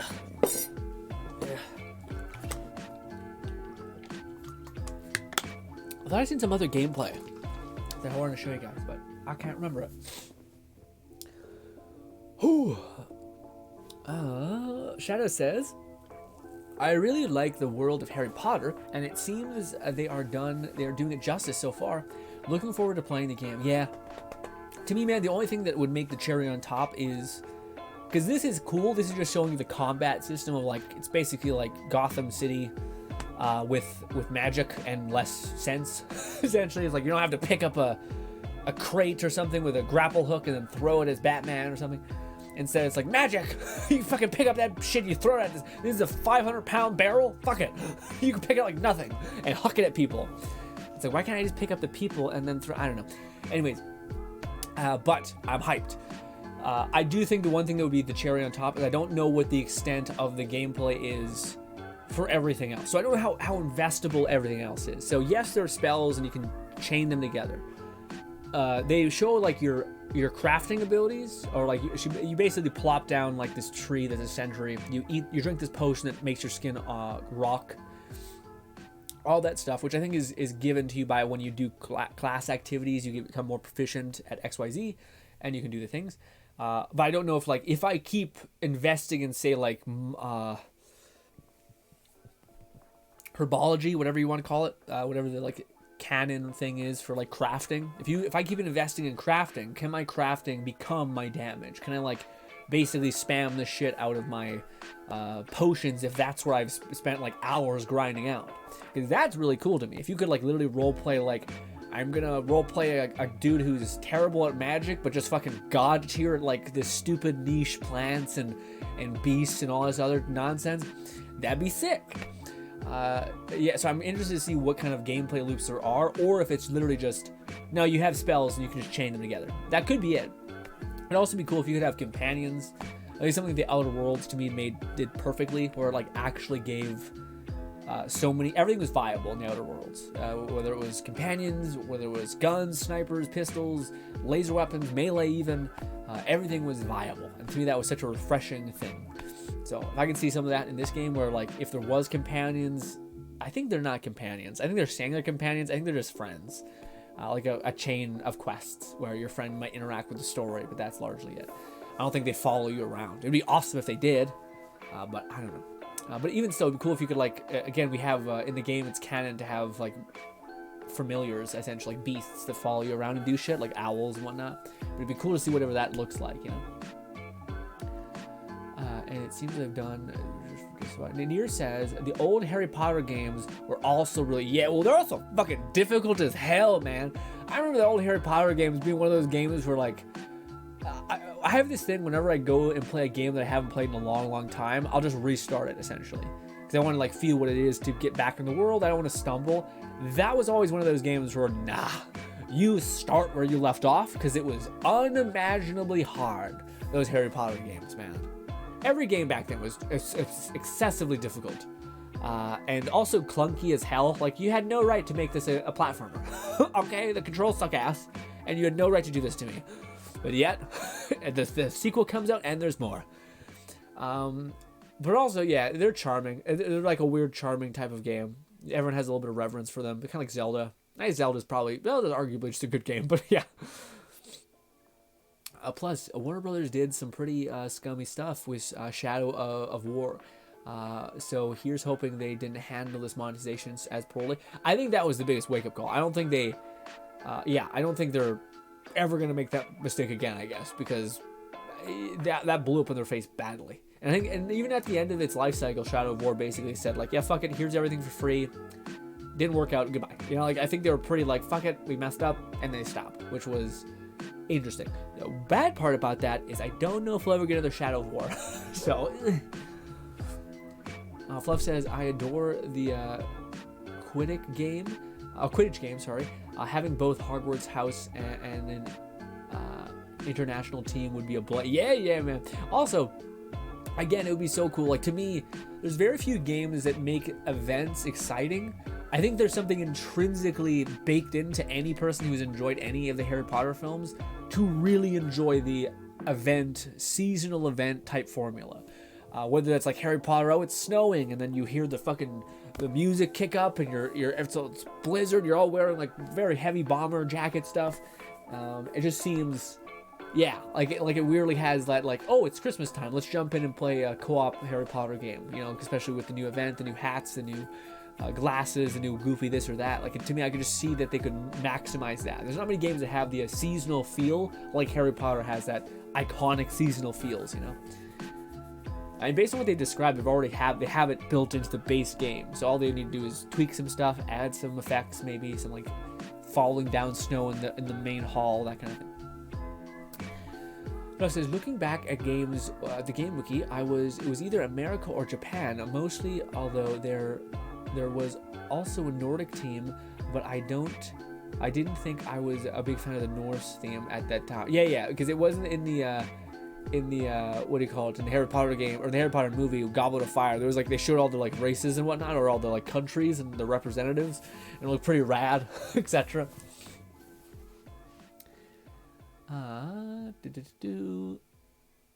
Fluff says, possibly Germany could have been any of those four. Okay. Shadow says, I would love if they allowed you to use things other than just spells in combat, but that might be wishful thinking. They might have stuff like bomb. Yeah, that's what I'm worried about. I'm like, you can have like a bomb. They do have like a pretty OP thing where you put down a turret. I don't know if it's as good as everything else. I feel like they probably would want you to stay on brand to some extent. Like, I understand the idea of like, well, let's make it so that you're going to use magic. You know, let's make sure you're going to spam magic spells. But it would also be cool if you had like a companion skill tree, or if you had like a mandrake skill tree kind of thing, like a herbologist kind of skill tree. Outside of everything else, I don't know. Because everything in Hogwarts type stuff is always connected to its like magical counterpart, you know what I mean? So I don't know how they could really adjust it too crazy. Like, even if your glasses break, here's a spell that fixes it. Like, that's the thing with Hogwarts, basically, or like the Harry Potter world is like, you live in a world without anything, without any issues. You could fix anything that's broken, heal anything that's dead. What? Why? What? What is? You have no struggle in this world. What are you talking about? Yeah.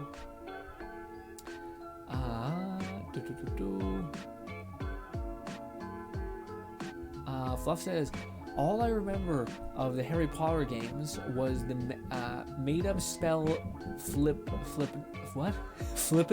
What? They had completely tear up the foundations of Shadow of War monetization system in a long-awaited and huge update. The game is in so much better for it, but it also came a bit too late for many to give that was the thing that was blatant, I think. Yeah, most people were like, because to me that was nuts for them to be like, well, wait, we fixed it, and then people are like, yeah, I'm done. And it sucks. It was such a good game. I do always think, though, like, if they did the same type of thing, but gave you RPG mechanics more than the linear story of Mordor, yeah, like, I always wish that the team that made Shadow of War just made a game with its own rules, its own lore, and then just built systems and gameplay loops that were fun to engage with. Because Shadow of War basically had, like, parts of that. Like, you could basically be a necromancer, which was wicked, but kinda, like, it was held back a little bit. You could kind of be an archer, but kind of was held back a little bit. Then there was like a game mode where you could specify in like an archery build or something else, which kind of worked, but still, yeah. Nier says, by the way, played Final Fantasy VII Remake. Oh, you played it? How was it? Was it good? Final Fantasy VII Remake, how was it? It's not done yet, right? That's one of those games that's like, it seems like the most they fucked up kind of thing ever, like where they're just like, oh, we're gonna remake this game, and then the guy started doing it and then set the pace at the highest possible frequency that it could go, and it's just like, this is gonna take us 8 years to remake the first one. What are you doing? People don't need this high of quality. Okay, this is too much.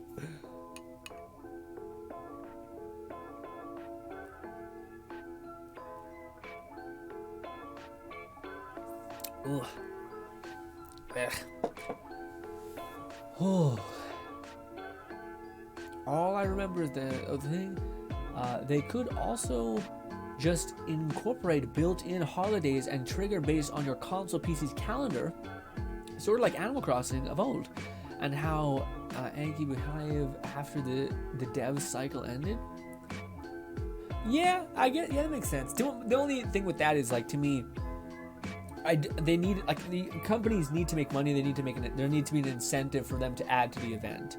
The thing that sucks is a lot of companies try to get that to like a razor sharp edge, which is not worth it for the consumer. Like, here's an update with snowball fights. Here's 15 cosmetics that cost $10 or $50, and you're like, no, no. So to me, I hope there's an update where it's like, okay, no, here's a bunch of new things to do. Here's something to keep you excited. Here's a new arena to fight in. Maybe there's a DLC at the end of the year, a massive expansion DLC. And here's some cosmetics that can keep you satisfied in between, so that we can keep paying the people to keep updating it over time. Because, yeah. I don't know what the devs are going to do after this, you know, besides just start working on number 2. Which maybe now that they have the engine built, it's easier. I still think if they did rebuild a whole new experience, it would be like a 3-year wait, you know? Maybe might be able to shove 2 years of the 5-year or 6-year time. There's a spell for everything. Sex change. Love says, if not Edgerunner, Cyberpunk would have suffered a similar fate. It took over a year to get the game patched up into a significant better state, but people weren't going to give it a chance if not for the anime. Yeah, I also feel like the DLC would help. Like the DLC, like ad rush, to me it helps a lot too. Like the anime did a lot. I don't disagree with that. There was numbers showing a spike, but then I think they just died down because Cyberpunk at its core is a linear game, or sorry, at its is a single player game. So eventually people are just gonna be like, okay, I'm kind of done, you know. Like that's something that's so intrinsic about Skyrim, is that like there is the companions quest line, which is this giant quest line that's almost going to assuredly have you be the big pooba at the end, whether that's the champion or the guy who literally runs the show. So to me, there's like an incentive to want to complete these big fucking chunks of the quest. Whereas, and it's something I still feel like in The Witcher, where they don't really nail that. They kind of like, there's a bunch of quests that you can do. Some of them continue, but you can never really tell where they are, when they end, when the big payoff is. And everyone in Skyrim, or everyone who plays Elder Scrolls, knows that there's always going to be these 4 guilds or 5 guilds that you're going to want to finish the entire quest line of, because it will give you a yield. So there's like this carrot on the string that you want to finish. Whereas in a lot of those other games like Cyberpunk, I think a lot of people will just eventually get to the point where they're like, okay, I'm just kind of helping this guy out. I'm just shooting enemies in the head. I had this side quest that kind of was cute and fun, but yeah, like there's no like a massive payoff that we all know is coming in Cyberpunk, at least. And a lot of times you'll just look up YouTube videos of like how to get the best gun. And it's like, do this quest, or got it. Do the quest. But I do think that the DLC like push for like with Aegis Elba that was also helping people get back into the game and give it another chance, because I do feel like that's more of how people's brains work, is you have to give me a reason to jump back in. You can't just say like everything's fixed, because that's nothing. If you say everything is fixed and here's a new big plate of food for you, and then people that week that it's out are saying how good it is, then you're like, okay, sure, I'll get back into it, and I have brand new content. Because there's something weird in the human mind that's like brand new, this brand new experience, even though there's modding experience that have been out for 2 years in like Skyrim or Elder Scrolls or whatever, even probably in Cyberpunk game, which are better than the base quests, but still they're technically 5 months old. So what are the odds you're going to go back and play them like now, maybe later, maybe you'll get to them. Like there's something about the freshness factor that is definitely a thing within people's brains.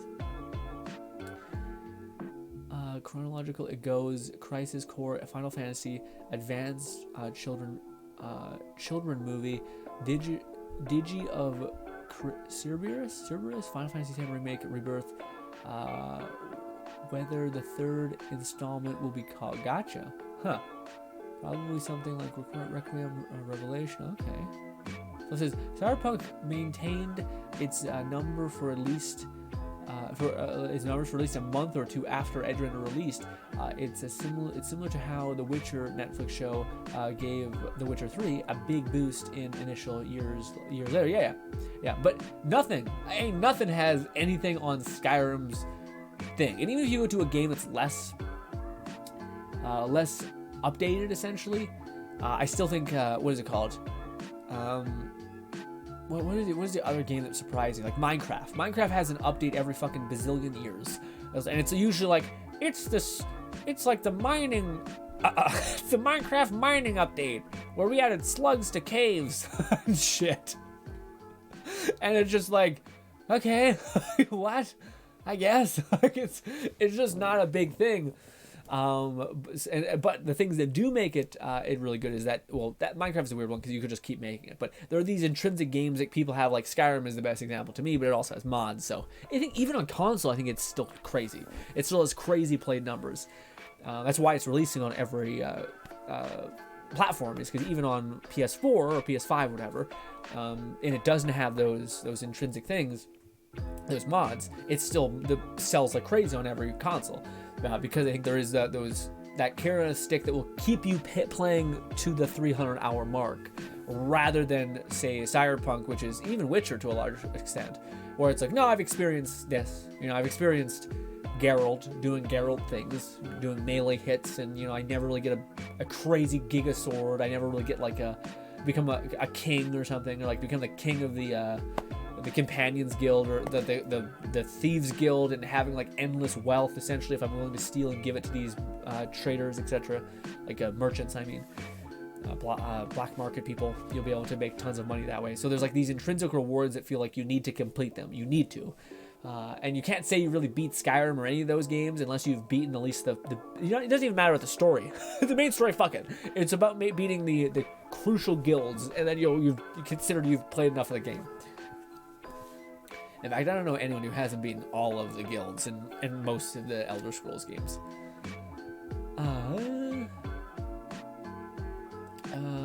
And hell, Witcher 3 just had a next-gen update with content inspired by the Netflix series as well. Yeah, well, that was the other thing about that. The Witcher's also just like a fucking beloved, has got one of those weird cult like fandoms, similar with Skyrim. But I'd say, honestly, I think more people play quietly. More people play Skyrim quietly than people do play The Witcher. I remember when The Witcher came out, people were just fucking like saying this is the best game it's ever made, and you hear that for like a year and a half straight, and even then you still hear a lot.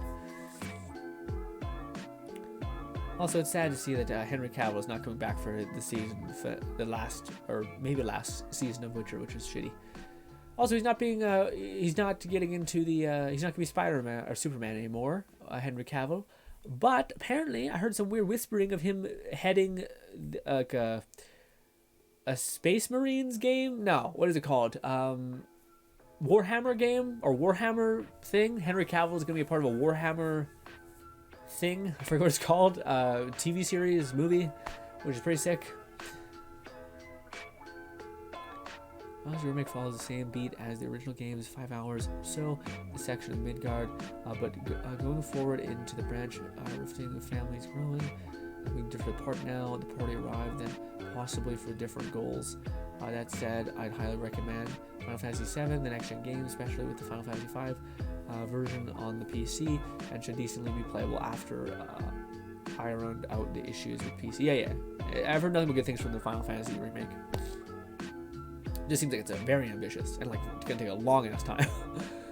The Shadow says vanilla Skyrim is on its own pretty good, but people modding the game just make its lifespan so much longer. 100% agree.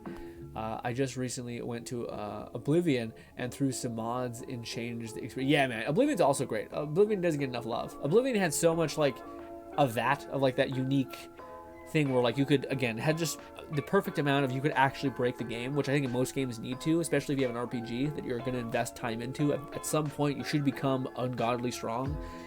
The only thing is in Oblivion you could scapegoat your way out there, and you could like duplicate scrolls and level up yourself a lot, and then there was overpowered stuff that I can't believe they allowed, but you would just hyper invest in Oblivion your illusion skill, and you would just go up to people tapping them, and they would just lock up like a brick and just fall to the ground, and you just start bashing them in the head with anything, and you just keep doing that. Pause, hit, pause, hit.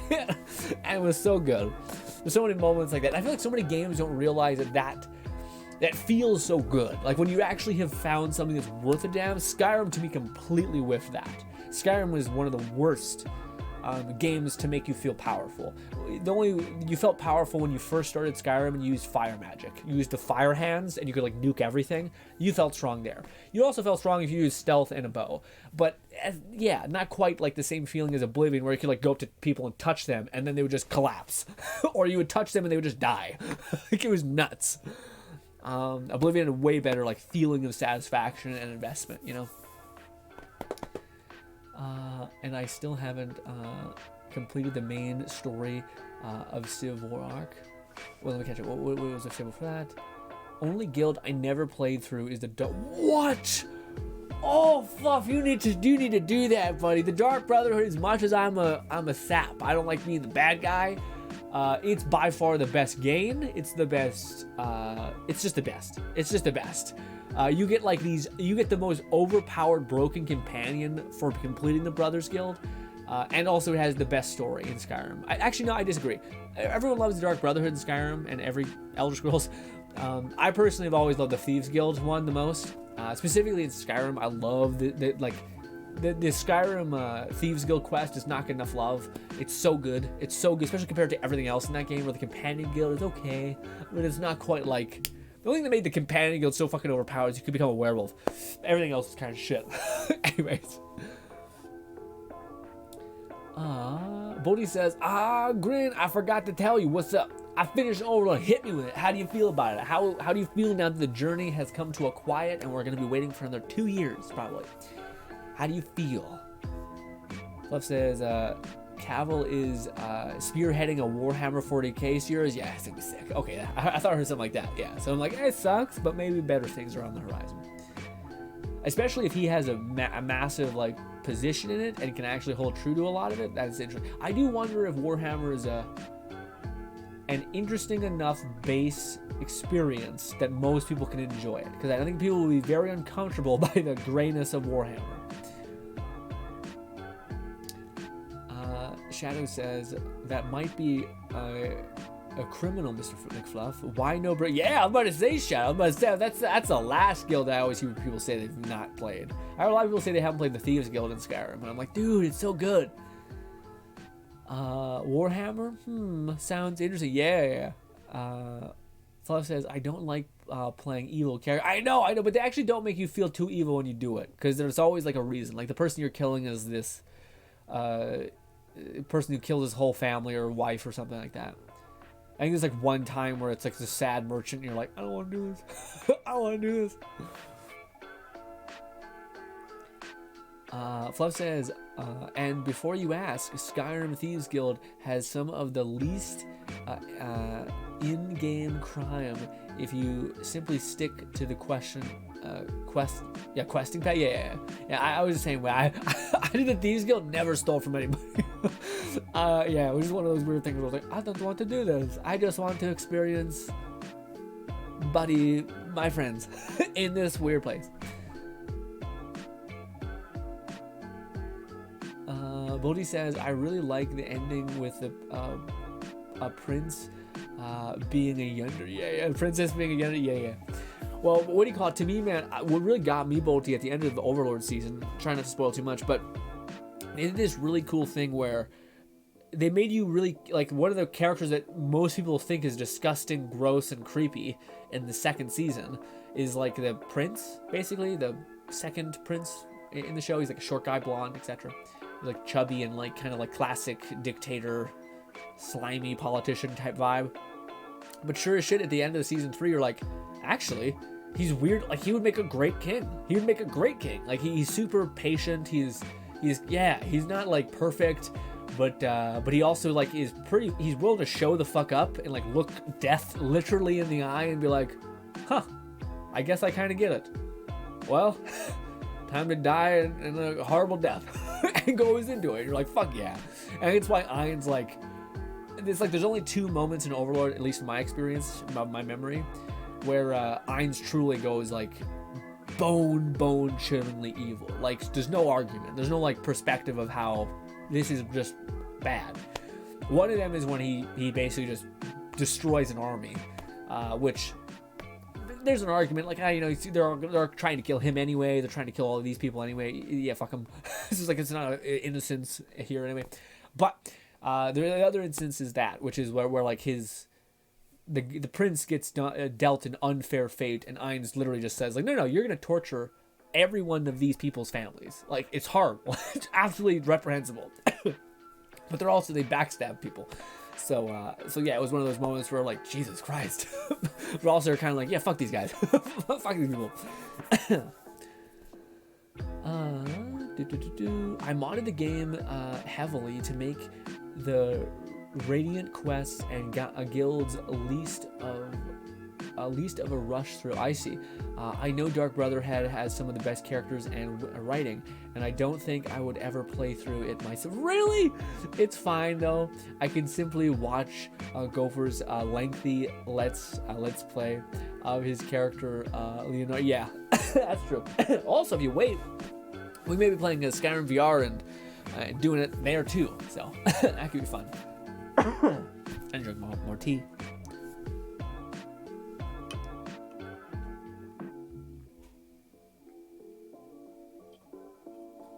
The tea tastes like I'm drinking tobacco. Anyways.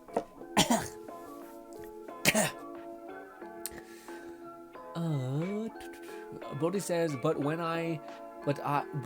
then I was dissatisfied with the relationship. I love that. I was dissatisfied with the relationship in the manga. Sorry, I really like the ending of the prince and the. Oh, I see. Even looking up their wiki to see if it goes anywhere with those two. I think it has to. Well, I don't think it goes particularly anywhere. I think it literally just stays because she basically. Bolty, I would highly advise a channel called Annie News, which covers Overlord stuff.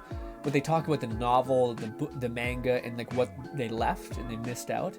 And one of the things they talk about specifically in regards to the relationship you're talking about with the princess, the Yandere princess, and the guy, Ain's big brains her, basically. Or she's like the smartest person in the capital. She's even like on Demiurge's level of intelligence, but not quite. But Ain's, just being Ain's, basically screws her over, where he makes it so that because he shows up and like feeds into the ruse that she was doing, now she can never do anything but like completely, she can never go against Ain's basically in any way, shape, or form, because he positioned himself to be so generous to where she can't ask of anything, because he went out of his way to show up and do this play for her, and she knows that, and Albedo knows that, and everyone knows that. And even at the end where she gives him what she wants, she's kind of what do you call it? Albedo's like, yeah, you're like, you're fucked. Like you were setting yourself up for having a lot of leverage. Ain's basically ripped that away from you because how much we all love Ain's and how much Ain's went out of his way for you, to where you can't ask anything of him, or else we're gonna kill you on the spot because of how insulting it is, given how much he's already given to you, given how much he showed up, and it's just such a clever, like, weird thing. And I think people say like Ain's knew what he was doing. He does know what he's doing. That's kind of like the beauty of Overlord, is how much of an idiot or brilliant is Ain's, who's the main character. And it's probably a lot. It's probably a lot of like brilliancy on a surface level, confusion on the under level, I guess. Pickpocketing easily the worst. Yeah, slash least. Actually, worse than that is the barter system. Barter system is worse than that, but yes, I agree. At least stealth. Pickpocketing is stealth in a weird way. Fluff says we could have had unarmed in its place and simply brought back security to merge lockpicking and pocket. Yeah, that would have been great. That would have been a great idea. Also, unarmed would have been so much more fun, I think. Having gauntlets and shit, that'd be a different type of armor style. Shadow says, I love how they pulled the prince out of the yeah Shadow, right? And Overlord, yeah, I was thinking the same thing. I was like, what a piece of shit, gross creep. And then you're like, nah, this guy fucks. this guy's the one who should absolutely lead. And it sucks because he was like the tiny little brother, but he was the one who had to be clever in order to survive. So of course, it made kind of like a Tyrion Lannister kind of thing.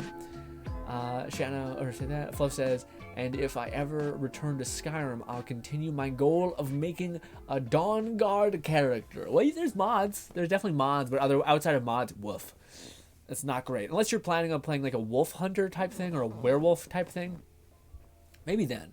I do know there was a mod that revoiced all of Serana's lines and gave her like so much more depth. The only thing that sucks is Serana also has a kind of an iconic voice, so you're kind of like, but it does gives like way more story for Serana, which is cool. And that's most people's favorite character. Lets you marry her and do all those things, you know. Ooh, a Hydra, thank you, Chow. Volty says, I told you. Told me what? What do you tell me? Tobacco, yeah. Oh, I see you telling me about the tea. Yeah, it tastes herby. It tastes like you're eating like a handful of strong plant stock, not like grass. Like grass has a weird, it's like plant stock. Yeah, it's like weird. It tastes like it's exactly like tobacco, exactly that, but it's not tobacco. Thank God. This tea is nuts. Fluff says, plus there's also Skyrim Together, which could be something far for me to try with. Yeah, that was the other thing. Is it better? Because when I seen it played, it was like very scuffed, but it worked, but also not, you know. So yeah. Fluff says, right. Speech is pretty bad as well, but at least with the mod, I had used that overhauled the perk tree. They made it worth using and even boosted shouts. That's huge. Yeah, that's huge. If you can do that, that's massive. To me, Fluff, man, the one that would make my days if there was a companion a skill tree, or a summoning skill tree. Although companion skill tree is what I crave. Like I really like the idea of you having something that as soon as you have a companion, you could like increase attack speed. And like put 5 points into that, your companion just like an absolute merc. You could put 5 points into movement speed. Your fucking companion just haul-assing and stabbing these things. I would love that. You put a perk that gives your companions the ability to use shouts and shit like that. That to me would be like, I don't know if it exists, but I hope it is. Hope it does. I just feel like it'd be hard to code in that, like to say like, oh, this objectively whomever is in your party gets a massive spike in power, and if you did, you would have to make it so that your companions can't hurt you. Because yeah, sometimes you'll accidentally do like a stray spell and your companion will be like, you gonna fucking throw that at me, and then they just light you up. It's just like, oh god, please. Although I have vivid memories of Skyrim and like Lydia just trying to kick my ass and then me just blocking and being like, God, you're the worst. You're the worst. My companions suck. They're just not doing any damage. Most companions in Skyrim are just glorified meat shields, unfortunately. But yeah. Whew. Shadow says, I'm gonna go play Oblivion now. Have a good one. Thank you for chatting. Thank you so much for stopping by, Shadow. Hopefully we talk again. Always a pleasure. Leave me with a hydrate. I just mean doing a Dawnguard DLC. I never went through. Oh, real? Oh, dude, the Dawnguard DLC is amazing. Serana is like the best companion. I honestly think Serana is one of the best companions in any game I've ever played. Yeah, like in Outrider or Outer Worlds. They're good companions, but none of them are like quite like Serana. Serana is like the most human personality-based person, like to where like she's her own individual person, which is really cool that they did that. Her own quirks and shit, but also you care about her in a weird way. Like so many characters, so many designers and storytellers, I think, try to do Serana on paper, which is like a person with a lot of personality and spunk and all this stuff, but then they just make a really annoying, bitchy character who's hard to like, basically. Serana is like hard to not like. You're gonna like her, and also she happens to be like very unique. Also, she's a vampire, so it helps. Anyways.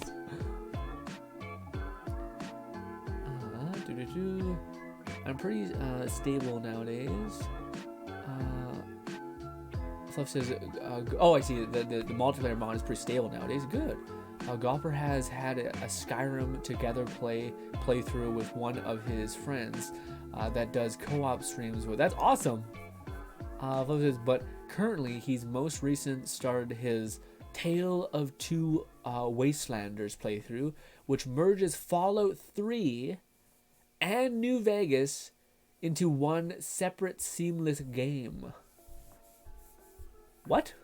How? Weird.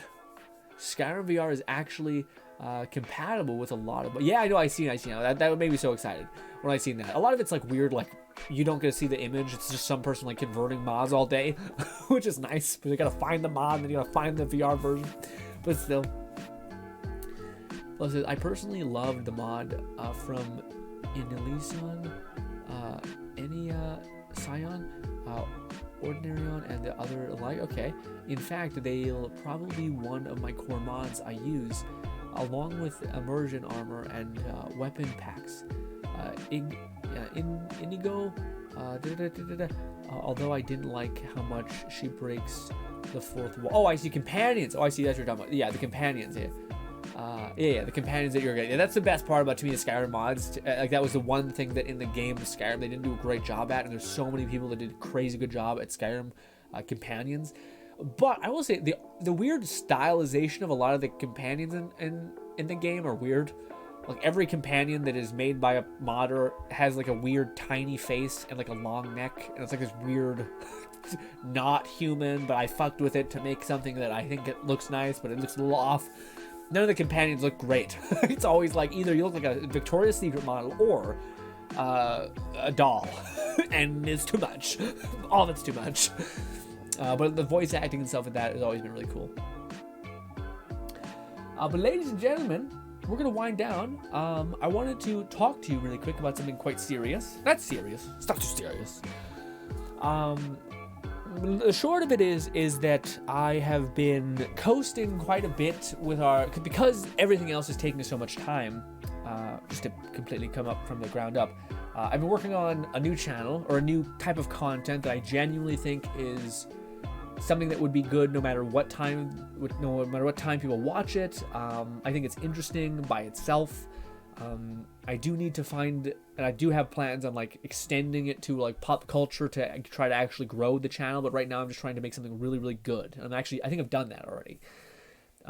Granted, it's a little different from what, if anyone's seen what I normally do, it's a little different. The channel that I have, I've now linked it in places where you can find it if you wanted to check it out. I still don't think I'm going to shout at you about it yet until I've nailed all of these executions that I have planned. But I think at this point on Monday, I'll upload one more video, and I think I'll have 4 videos or 5 videos up at that point of what to me would determine to be content that isn't quite like Tower Fantasy content, where Tower Fantasy content was good, I liked it a lot, but it had a finite age, I guess. Had a finite age eventually, where I could tell it was eventually going to get old, or like after a month later, no one would care about this event and it wouldn't be that interesting. So I wanted to make content that I thought would be objectively good for a long time to come, and I thought there was so much potential in VR space that I wanted to pursue that, so that's what I've been doing. So that took a lot of my time, and before that, a lot of my time was dedicated to Tower Fantasy, building videos for that. Ultimately, the reason why I never pursued that or kept pursuing that is because I just couldn't find a way to make my content stand out outside of spending a ton of money, which I can't do. I still think there's a way to move forward with that, but to me, it was eclipsed by the potential of VR games and the storytelling and the fun attached to that. The only issue is that making content that is good kind of forever requires you to, at least in my experience, to edit it like crazy, so that it actually so people can actually believe the story you're telling, so that people can actually see the coolness in what you're trying to show. And one of these streams, maybe even next stream, if anyone wants to find the channel and see stuff, I'm going to ask you guys about it. If things feel weird, what feels off, get some feedback, hopefully. If you guys want to know the name of it, by the way, I showed you guys art of it a while ago. I'll probably say this once and then I won't bring it up again, but it's called Mind Palace of Madness, is the channel. There's a reason why it's called that. It's not Grin this, Grin that. It's a name that is hard to search and fucking stupid, but I love it. Mind Palace of Madness. Anyways, the thing I want to talk to you guys about, though, is because I've been so focused in on doing the one stuff, the VR games and making like these, I think, really good videos, I've been kind of treating streaming as kind of this like secondary source of like, you know, I'm not going to make these videos that are like, I make 5 videos in one day and then I edit it roughly together, and then you guys have content of little old me keeping you company for a couple days. Instead, that's largely taken up by a stream. But it dawned on me when, I think it was when we were playing High on Life, when I think it was the longest time since I started streaming. Because I started streaming when I was, like, right as I was playing Let It Die, shockingly enough, we always had, like, some people keep me company. And that was always the reason why I like streaming so much, is because of the communal aspect of it. Like, I wouldn't stream if it was just me. Like, it's weird. When you have someone there and you're talking to people and you're engaging and you're connecting with human beings, it's a beautiful thing. At least I do. I love people. And yeah, so anyways, it was the first time in a long time since I've had a chat that was dead for more than 10 minutes. What do you call it? The chat was pretty dead for like 10 minutes. And that I've always prepared myself for. I've always thought, you can't assure anything in this world. It's Christmas also, holidays. People are going to be busy like crazy. People are not going to be able to show up to stream it. That's totally understandable. I get that. And also, this is totally okay to like have these moments where you're like, yeah, calm down and just have fun with you and yourself and I. But it dawned on me a little bit when I was doing that yeah, to me, it was one of those things where like it reinforced in my head how important the community aspect of this is and how much I enjoy streaming when it is coupled with the community aspect of it. So to me, this week, you guys will notice that all at once there was a channel glow up a little bit of a stream glow up, if you will. And basically, because of that stream, I ended the stream and I thought, man, that felt like it missed the piece of the thing that made this fun for me, which is you guys and people in general. So then I thought, okay, it's time that we probably, and it's beneficial probably, for us to do 2 things at once. For us not to get like so crazily invested in the VR idea, to take a break and go to analyzing, researching, and improving on streaming, coming back and doing the same thing with VR, coming back and like pulsating in between the two. So then I said, okay, we'll do that. So then I went and did a shit ton of research on streaming stuff. I aggregated a ton of thumbnails. I aggregated a lot of topics, titles. I still have to analyze performance stuff. But doing the same thing I did with VR to find out like where the magic is, where the crispness is, and all that. And yeah, I basically started chipping away at that. I'm still not done. There's so much R&R and research and recon that you have to do in order to really understand like how to create a format that's interesting for streaming and all these things. Of course, I don't want to overcomplicate anything like that, but I basically had a wake-up call of being like, okay, if I want to continue to have streaming be this important thing for me and like this really like nice bastion of fun, I'm going to need to dedicate time to truly understanding what it is, instead of just doing what I think I was kind of subconsciously trying to trick myself into, which was not good, which was I was on the treadmill of content for a long time with YouTube, which is basically just keep producing content, like the what people call the throw it against the wall, see what sticks kind of method. The only thing that sucks is that you'll never know what sticks actually stuck and what actually worked. You're far better to slow down and be like, okay, what am I going to do? Why am I going to do it? Why does it have the result that I want? So that's what I'm doing. I was doing the same thing with streaming, where I was just throwing shit against the wall, just doing something to fill up the stream slot and not understanding what I'm intending to do with the stream, what kind of environment and culture and place I want to really make, and what kind of event that I want to be a part of, what kind of formula and like rhythm do I want to set.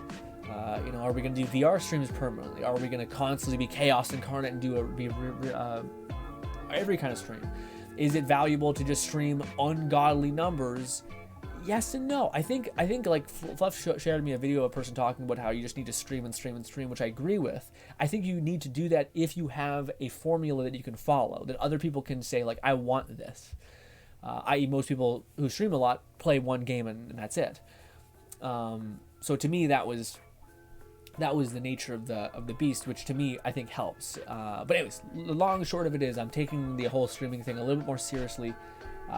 Things might be tweaking and changing. I still got to do a ton of research and recon whilst managing this VR idea. And yeah, so yeah, be patient with me. But yes, that's the general idea. So yeah, hopefully you guys are gonna be excited to see what's gonna come. I don't want to overpromise too much, but I would like to make improvements and stuff like that. But it usually takes significantly more time than you think. Like, you probably won't see a difference probably in a month, maybe even 2, because it just takes that time to come up with a formula to follow that to me works for me and also people who are interested in the idea. But yeah.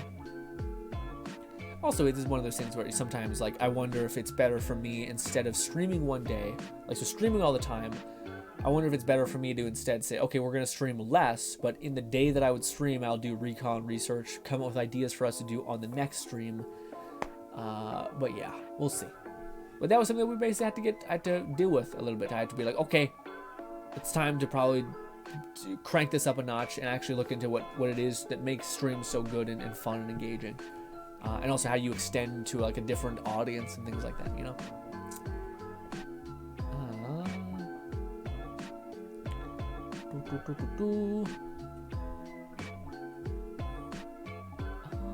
Fluff says, in fact, there'll probably be a core mod using along with the immersive weapon armor pack. Breaks the wall. Fluff says, that's where your Let It Die series stands the test of time, at least until the game may inevitably be shut down. Yeah, well, that was the one thing that like actually probably helped me a little bit in the Let It Die idea, is that it was on a treadmill essentially, that like it keeps going. So like you're like, oh, when can I expect to get X? Okay, this was recorded here, this is 5 months ago, it probably will be uploaded here. Yeah, and again, that's exactly why, like, Tower Fantasy, things are gone. Like, the events are done forever. Like, they might come back, but they'll probably be slightly new, so yeah. It also helped that, like, again, to me, that was the one thing that stands out to me in Let It Die, and I still go back and look at this stuff. Let It Die is probably the best example of scarcity, or, like, yeah, like, people were forced to put up with me to the point where eventually I worked them down and I made friends, basically. But there was no one else making content. I remember the guy who was making content about the game was doing better views than me, and then he stopped, and I kept going, and then I surpassed him just because I was the only one left, essentially. So I think that's also the idea. And there's also that same idea with my VR thing, is that there's not a lot of people doing the type of VR content that I'm doing, which I'm pretty hyped about. The thing is I need to find ways to bridge that into the pop culture scene, so things that generally people like, you know. People do that really cleverly with mods and like using Poppy Playtime models and like the back rooms in Bone Lab, and it's just like a really clever, like, here's a topic, here's a thing, and here's how we can put it into the real world and make it goofy and fun.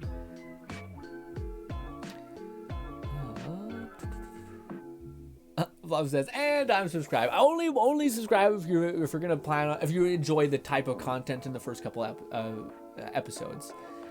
Also, I hope you guys enjoy the content, because it is very weird. The Live Die Repeat is, I think, very easily watched outside of the story at the very beginning. If you can skip the weird narrative thing that I've added at the beginning, I think you'll just like the execution of it all.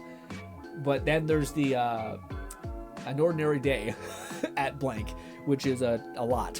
Which is, I don't know if most of you are aware of what that is or are expecting what that's going to be.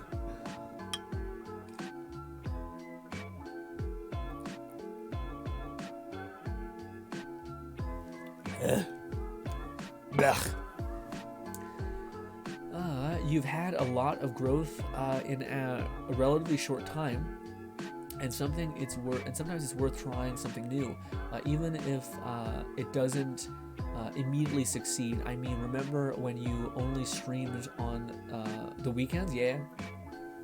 Well, I think, again, to me, if I could, largely, I think, it's so hard. It's like one of the most complicated things to describe, to me at least. I'm sure other people can get it easier, but there's always always a trade-off, and there's always a larger thing that is getting more complicated. So the idea of, like, okay, if you were to have 1 year to get really good at something, say streaming, would you stream every single day? Would that make you better? Yes and no.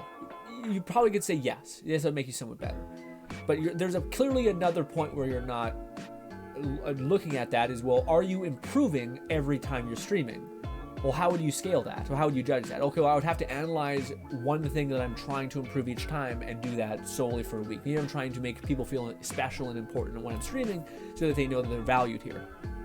Maybe I go on my way to do that. So if you're focusing on one improvement over time, then that can be beneficial. But it's not simply just stream a ton. It's like stream a ton with the goal of improving one thing at a time. And then there's another thing where it's saying, okay, well, wouldn't it be also beneficial about the idea of like analyzing the culture around you? Like something we see a lot within big streamers, where they're like, Poppy's Playtime will come out and they'll be like, I should stream this game because it's in the zeitgeist, it's fun, I would enjoy my time with it, my community would probably enjoy the experience that they're going to get from it, which is watching me be afraid and pushing through this weird thing. And doing that even when the videos don't do well. So even when the videos don't do well, I still play the horror game because I want to play it. I think it's fun moment in culture. And it tends to be that way. If you follow culture, you'll follow people, the masses. So it's important to go through that process, I guess. You know what I mean? But that's also part of that. So like if you were to become the best you could be in 1 year, you would stream not every day, but consistently, to the point where you could scale and analyze yourself so you can improve one thing every time. The next thing I think you would do is you'd set aside time to analyze in culture what people like, what viewers are engaging with, and how you can bring that to your specific audience and make it fun for them. And then there's like 5 other things that you could do that could help, that are a part of this ecosystem. That's the best way I could describe it. Is everything, every feed, if you're going to become a blacksmith, if you're going to become a coder, if you're going to become a writer, there is an ecosystem of skills and things that matter. Some things matter more than others, but you can't just focus on one aspect of the skill, like hammering. If you're playing a blacksmith, it's all about knowing temperatures within heat. It's also about knowing how to form things. It's also about knowing different tools for this whole process. It's like this. There's a bunch of different things that you should allocate time to improving upon each time. But that's something that, to me, I feel like I was stuck in the loop of for a long time with all of my content stuff. Is just invest time. It doesn't matter if you're aiming in the complete opposite direction. It doesn't matter if you're not investing in something that is a system that can feed your audience and feed you and make everything work and people can come to expect and enjoy, and then over the years you can tweak it to make fresh again, and etc. Like these are important things too. So it's about like aiming and then pushing and then making the process move smoother, I guess. But anyways, yes. But I appreciate what you said, Fluff, about the growth in a relatively short time. I hope so. Yeah, I feel like I burned with a lot of passion, and then I'm kind of on my like, I need to breathe because I'm kind of like, oh, so much. I'm on that breather kind of thing. And then when the New Year's hits, I might hit the ground running again, but we'll see.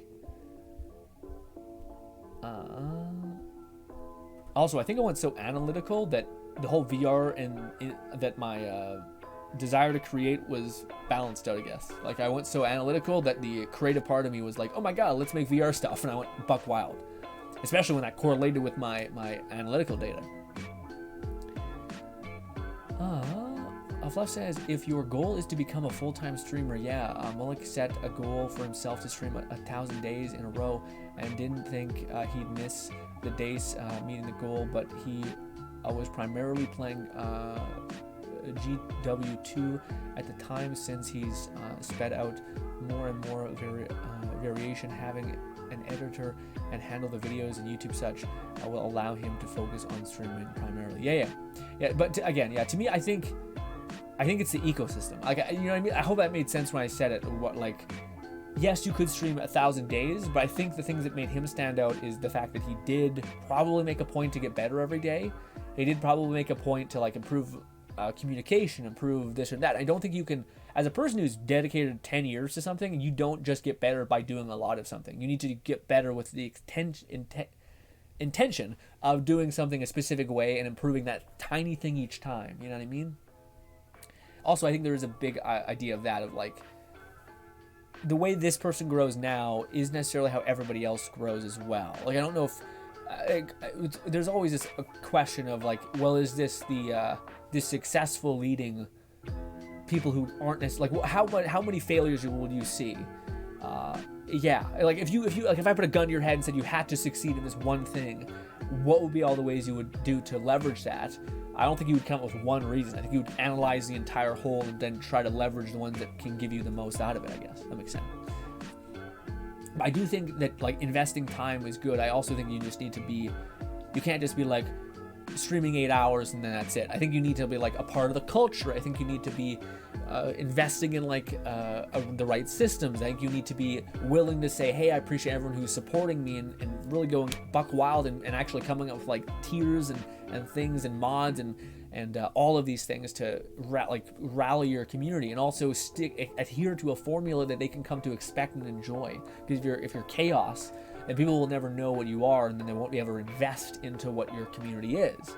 Like if you were a person that was only going to play Harry Potter, and you wore a stupid Harry Potter cloak, and you wore a wizard, and you drew a fucking little bolt on your forehead, and you were just like totally owned the fact that you're a weirdo who loves Harry Potter, I would totally watch that guy. He'd be my #1 guy to watch this shit with, to watch this Harry Potter game with.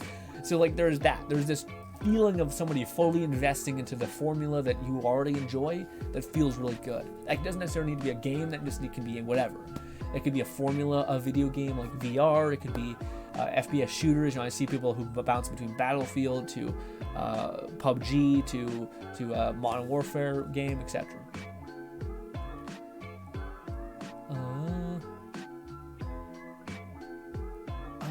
The battle of attrition in that regard allows me. Fluff says, come on, I've subbed to every one of your channels and enjoyed your content from each. I'd hesitate if you were telling me to check out the channel from someone I'm not familiar with. Oh, I see. Fluff says, besides, I don't think I can recall when I've ever been subscribed to number 2 of anything. What do you mean? Oh yeah. I know. No, I never let me forget that, Fluff. You're subscriber number 2. Guess who subscriber number 1 is? Grid, baby. You gotta believe in yourself.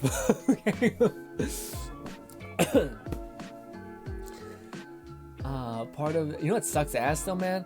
Fluff, in my one anime channel, my last 3 videos got like 1,000 views almost, and fucking YouTube, you have to get 1,000 subscribers. I'm juiced with watch time. I cannot get motherfuckers to subscribe to me. I might just just buy a fucking subscribe and then fucking I don't know. I'm probably not gonna do that, but it's kind of so tempting. It's just like, motherfucker, this can pay for itself. Oh, my heart. Ow. Fluff says part of it is maintaining consistency and not abandoning something unless it stops being entertaining or healthy for you to continue. No. I think, again, that to me, that's the fine line where, like, to me, I think if I were to keep going with Tower Fantasy, I think it could have worked out to the extent in which we would have been able to capture value. I don't know. I don't think it would have worked out to the extent in which I could have went full time, which is why the whole VR idea to me makes more sense, because it seems like at the very least there's already, like, I could play VR for like 3 years and be fine. Just with the games that exist, with the mod support that exists, I could have some crazy formulas already made. And also the formulas are pretty easy to understand. That's why I really like the live, die, repeat formula, because I can take that into damn near anything. Ideally, I would like to stick with it within VR, because I think it just fits and it's unique enough to where no one's doing that. The thing that's tricky though, man, is to give, like, this is how I was trying to tell people beforehand, Fluff, but one of the videos that did really well is I went to Reddit and I showed my first live, die, repeat video to the VR community on the subreddit, and 70 people went out and checked that video out, which is awesome. The thing that's less awesome is that I went to the VR gaming subreddit, and you need to have, like, I think it's like not that much karma, but a little bit of good karma. I'm not the commenter on Reddit, so I don't have any karma, so I can't publish my video there. Even though I see so many other people publish videos there, and they're all great, but I think mine is pretty unique, you know? And it's edited pretty well, so I'm like, god damn it, I wish I could publish it there, but I don't have enough Reddit karma, so I need to maybe farm out Reddit karma. I don't know, man. It's fucking brutal.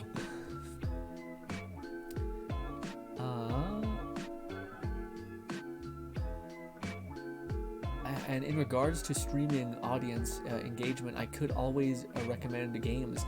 They may or may not have Twitch integration, but has way to involve us in some. No, there's always great ways like that. Yeah.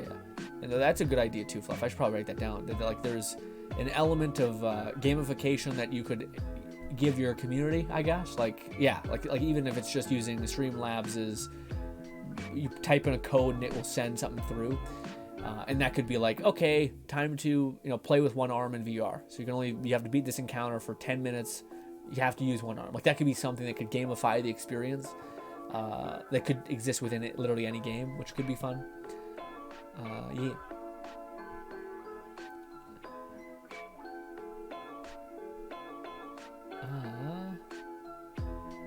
Yeah, and you're talking about like Cult of the Lamb, like actually integrating things. Yeah. Right, he talked about setting small goals with a long-term one, adding one feature of to a stream, improving the equipment, and etc. I do think, to me though, it could just be me, but I think that's the two things that stand out to me is follow the culture and create a formula. Like the same idea of like live, die, repeat. If you watch one episode, you know how most episodes will take place, but it's the process of the formula being complete that's entertaining. Same thing as people who want to watch an FPS person play who's really good. You want to see someone get like headshots and snipe someone for 10 minutes, for like very far away, murk people, go on an absolute devastating game, because that's all he does every day is plays FPS games. So I think there's also that, because that's one thing I noticed with people who are consistent and sustainable is people who come up with systems and formulas that they can follow, that their community knows and loves. The people that I see fall off is people who like played Destiny a lot and then like Destiny stopped becoming hot and they just crashed and burned, you know what I mean? Whereas people are like, no, we're just going to take this formula that I know you have a somewhat enjoy because you watched it here, and we're going to plug it into this, you know? Right, he talked about, the setting small goals is great, yeah. And treating your stream as equal as you can, whether you have one viewer or 1,000. Yeah. Well, I also think that's something else that to me is interesting. I think when you stream and you're with people, it's this weird balance of, it's like I usually only see, I usually only ever see two types of streamers. Ones that are they themselves can just riff and talk for hours, and they like do the classic thing where it's like, hey chat says this, chat says that, like they kind of act like condense chat into a collective, I guess. And some people like that, some people don't. And then I see people who are the opposite, who like play off of their chat. It's one of the best examples of, like, to me, the best example I've ever seen of it is Lord Aethelstan, where he's able to not only just go in a tangent with his own bullshit, but also specifically pull from chat and consistently rattle off things. And yeah, he's one of the ones where I think if he's the balance that I like when I see people hit. And I'm sure Fluff can I talk to like different streamers, VTubers and such, who do an even better job. But yeah.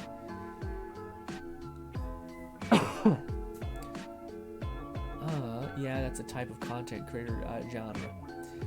Variety, specific game, and specific company. Yeah. The variety one to me, I tend to think is kind of, yeah. I think it's possible, but I think you need to be such a character that you become like, you can't be human. You know what I mean? Like, I think it's what VTubers makes use of really well, is that like you can't even argue that they are a character. You know, they're a person, but like the avatar leans itself to being like this iconic thing that's going to engage with the other thing. So if I see like Iron Mouse or Nanners or something like that, or any of these other people with like a Hogwarts Legacy screenshot and them going like, I'd be like, okay, I know who this iconic character is, who's going to do, even if they're not scaling up their emotions immensely, the avatar makes them more caricature, I guess, makes them more of like a symbol, I guess, which is crazy. But yeah, the other thing I see a lot of people do, which they seem like they're variety, but I think they're mostly formula driven, which is interesting. I think Kraken is one of those people, very much so, where like you always kind of know what you're gonna get when you're going to a Kraken stream, but they're always kind of different. Some people would say he's variety, but he kind of always has this, like, he has the underlying thread of like RP, I guess, you know.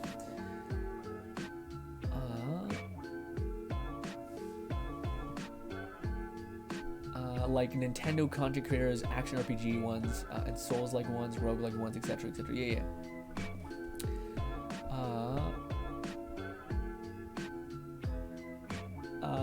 that wouldn't be worth it in the long run. I'd say the key is trying to get as much overall engagement as you can, including a simple reminder of, hey, if you like the content, like, comment, and subscribe for more. Yeah, the issue with that fluff is I can see within every analytical video, this is one of the things that you do when you look into data, nobody tunes in ever to that. People get clever with it, and it's like, to me, it's just a weirder one, but people like, in the comments down below, right below the like button, you can find this link, or like in the comments down below, right below the like button, some sort of weird thing they'll say that, and I'm like, this is nowhere near this. The like button's over here, the comments are on this side. It kind of makes sense. I don't like it. Seems weird. It's like, by the way, you have your shoulder downwards. Why my shoulder? Why not my center of chest? What's happening? Anyway, I hate it. But point is that as far as the whole subscriber thing, yeah, it's I think you have to in turn come up with something to like that makes people want to invest in the story, which to me is, I think I'm doing pretty well. Which in the beginning of every single video, the ending and the beginning connect. So they're not connecting permanently, but the ending of the video feeds itself into the next time aspect of it. So next time we're gonna go over here. Next time we're gonna go over do this. There's this feeling of like continuing the story that I feel like makes people want to subscribe to click to the next episode. The issue is getting any momentum in the VR space, which is tricky. But we had the same thing with Tower Fantasy, so we'll see. Fluff says, like how I eventually found Maximilian _dude who has cultivated a massive community and is one of my primary content creators knowing throughout the fighting game community. Yeah.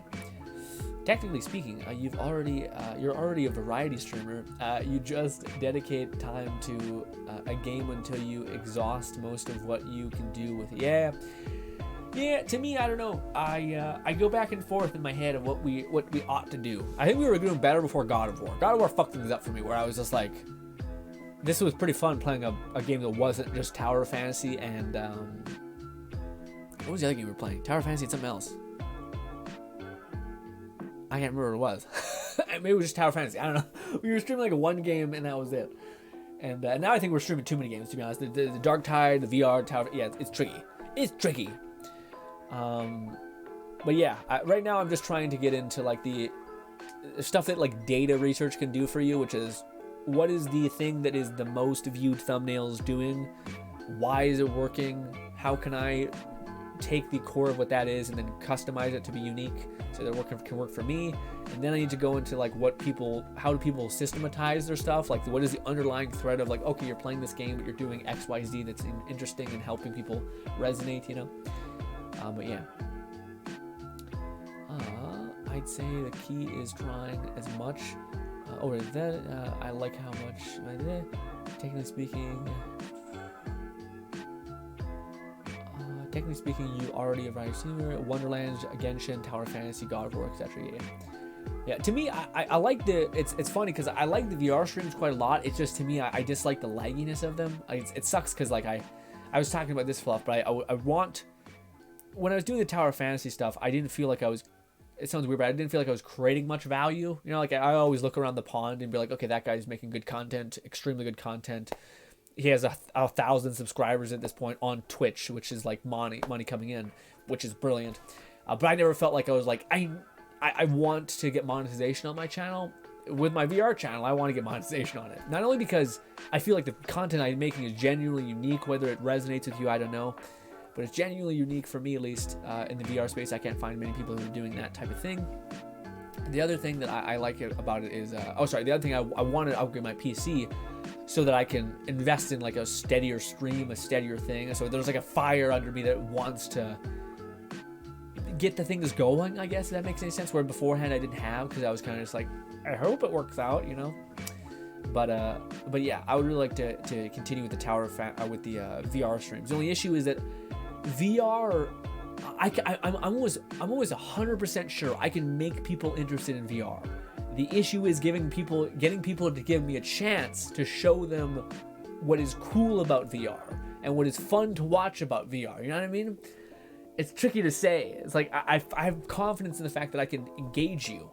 Like I remember the one time when we were, I remember me and Lone and Red and I think Bolty was there too. I think maybe were you there? I don't know. Anyways, we basically were like we were playing a VR game on Sunday, and then eventually I wanted to show Bolty a VR game. So I was it Bolty? No, it was Beastie. It was Beastie, I think. And then I just switched over to Boneworks and I loaded up a horde mode. The stream was falling apart. It was crashing. It was lagging. But eventually it stabilized.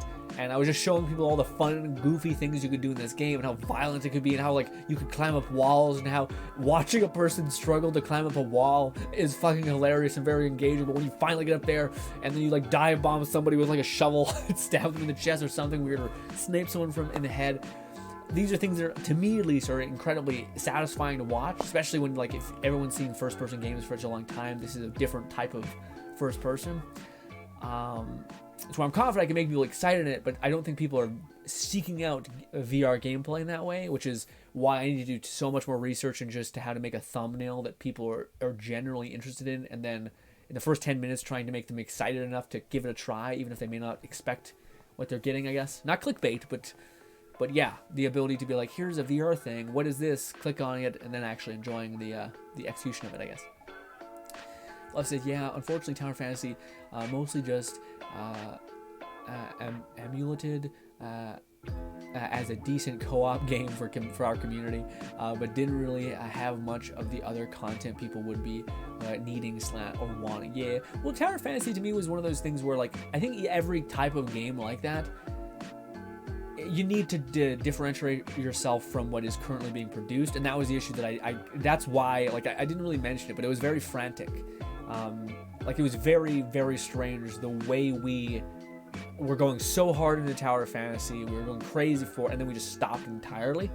I know it came across probably a little weird.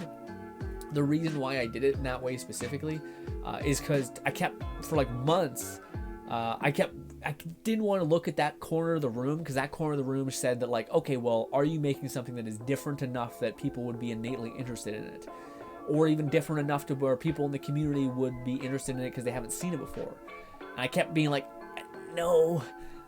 And I didn't want to look at it because I didn't have a good answer for it until I finally seen the VR thing, and I thought, I need to figure something else out. And I was in this limbo for a while. Then I got a VR Oculus headset on a whim after I randomly tested one night on Steam to see if my computer could handle VR, and my computer broke a couple months back.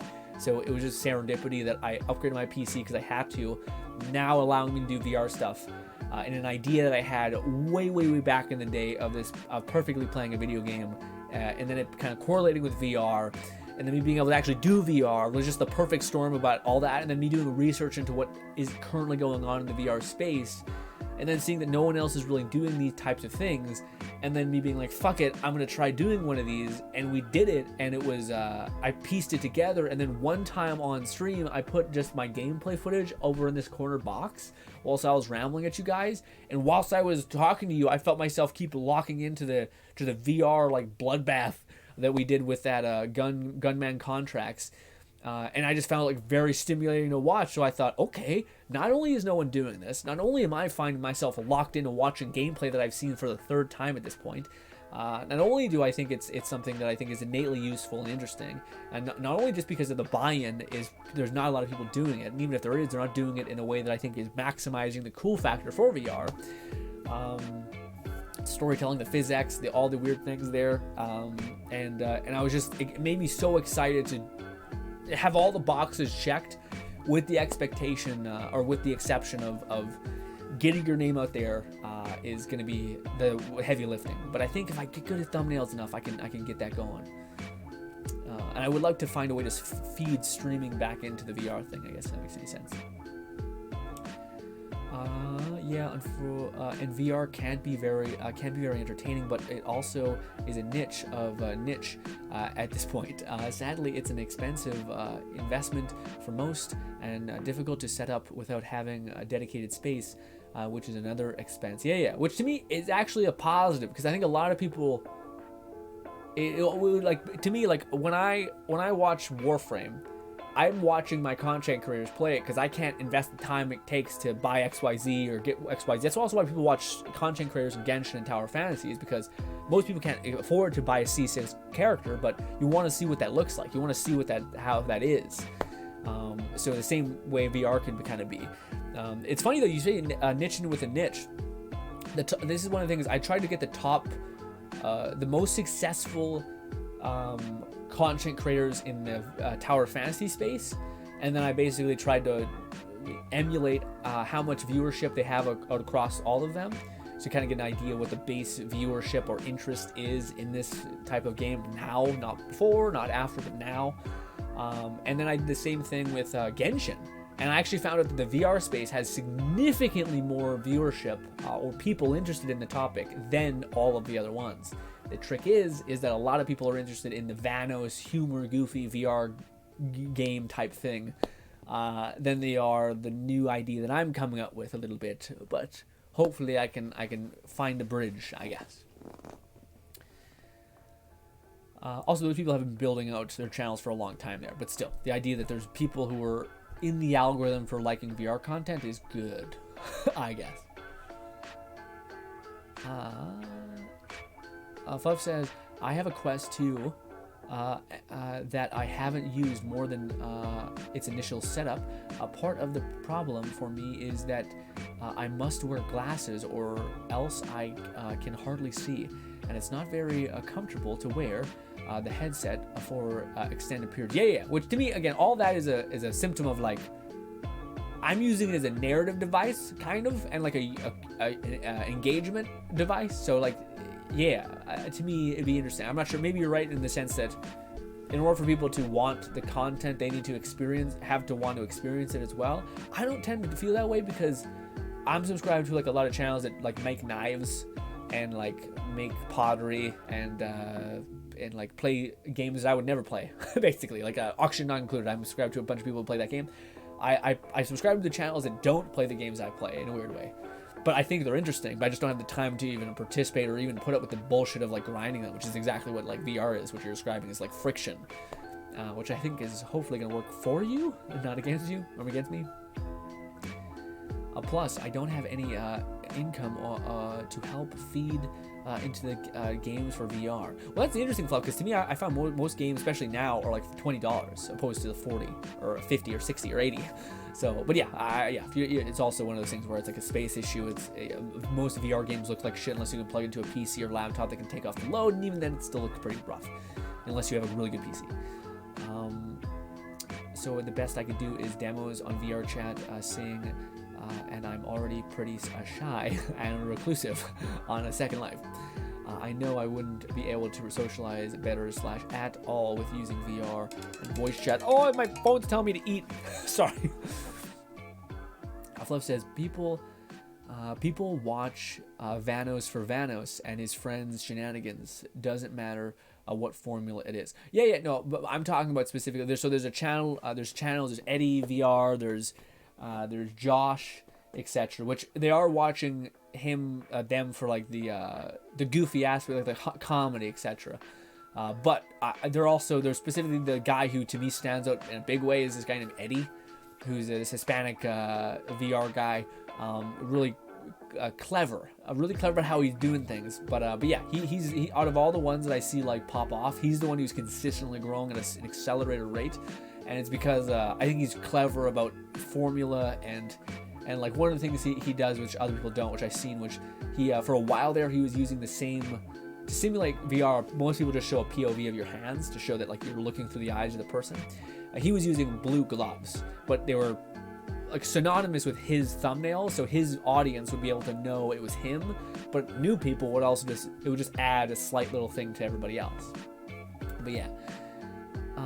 I mean, I have it now, but back when I got the Quest 2 before, it was multiple years before I had a job. I've been working for at least a couple months. Yeah. But that was one of the things that blew me away about VR. It was like, I think I bought like, again, I spent like $100 on 5 or 6 games, which would have been like $300 to $400 if I were to not buy VR games, because most of them were like $10, $6, $20. I think there's 2 $20 games, but they're giant. So to me, I was just like, fuck yeah. Maybe it's just because VR is like dwindling. I don't know. Maybe this game has been out for such a long time, but VR, just the aesthetic is like, the fact that a game has physics and is VR based is enough for you to have a lot of fun with it, you know, especially with a narrative way. Fluff, my friend, and everybody else who might be watching, I appreciate you listening to ramble about that. So yeah, the short of it would be that I'm starting to do. I'm starting to take streaming a little more seriously, and I'm also still going gung-ho into this VR idea.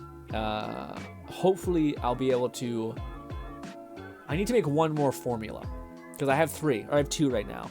3 would be the best. 4 would be the best. 5 would also be great, but I need to make one I think I want to do with mods. So we did one the other day where we basically played a game. Yeah, I think I would like to make one that's just basically like we experienced something on stream and I edited it down into just goofy fun content. That could be a formula outside of our an ordinary day or adventure premise is what it's called, and live, die, repeat. And then we could do like stream highlights, I guess. But then there's one other one that I want to do, which is I don't know how to piece it together yet, but yeah. Anyways. Also, I gotta go kill this bug on my floor. Give me a second.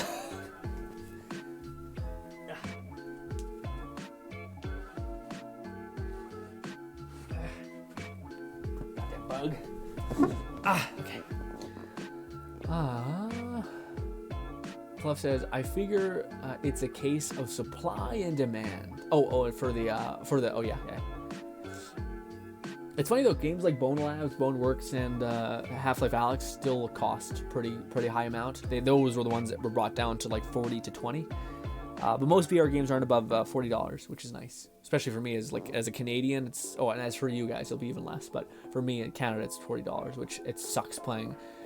It's paying $60 for a video game is something. Paying $80 to with the pre-purchase thing is usually like $90 is brutal. It's brutal. Fluff says VR equipment is super expensive, thus lower demand, so the asking price needs to be more reasonable for a smaller market. Yeah, I guess that makes sense. Yeah, that adds up. There are still the ones that are like bigger experiences, like AAA, because I don't know if there's really many AAA VR experience outside of Half-Life Alyx.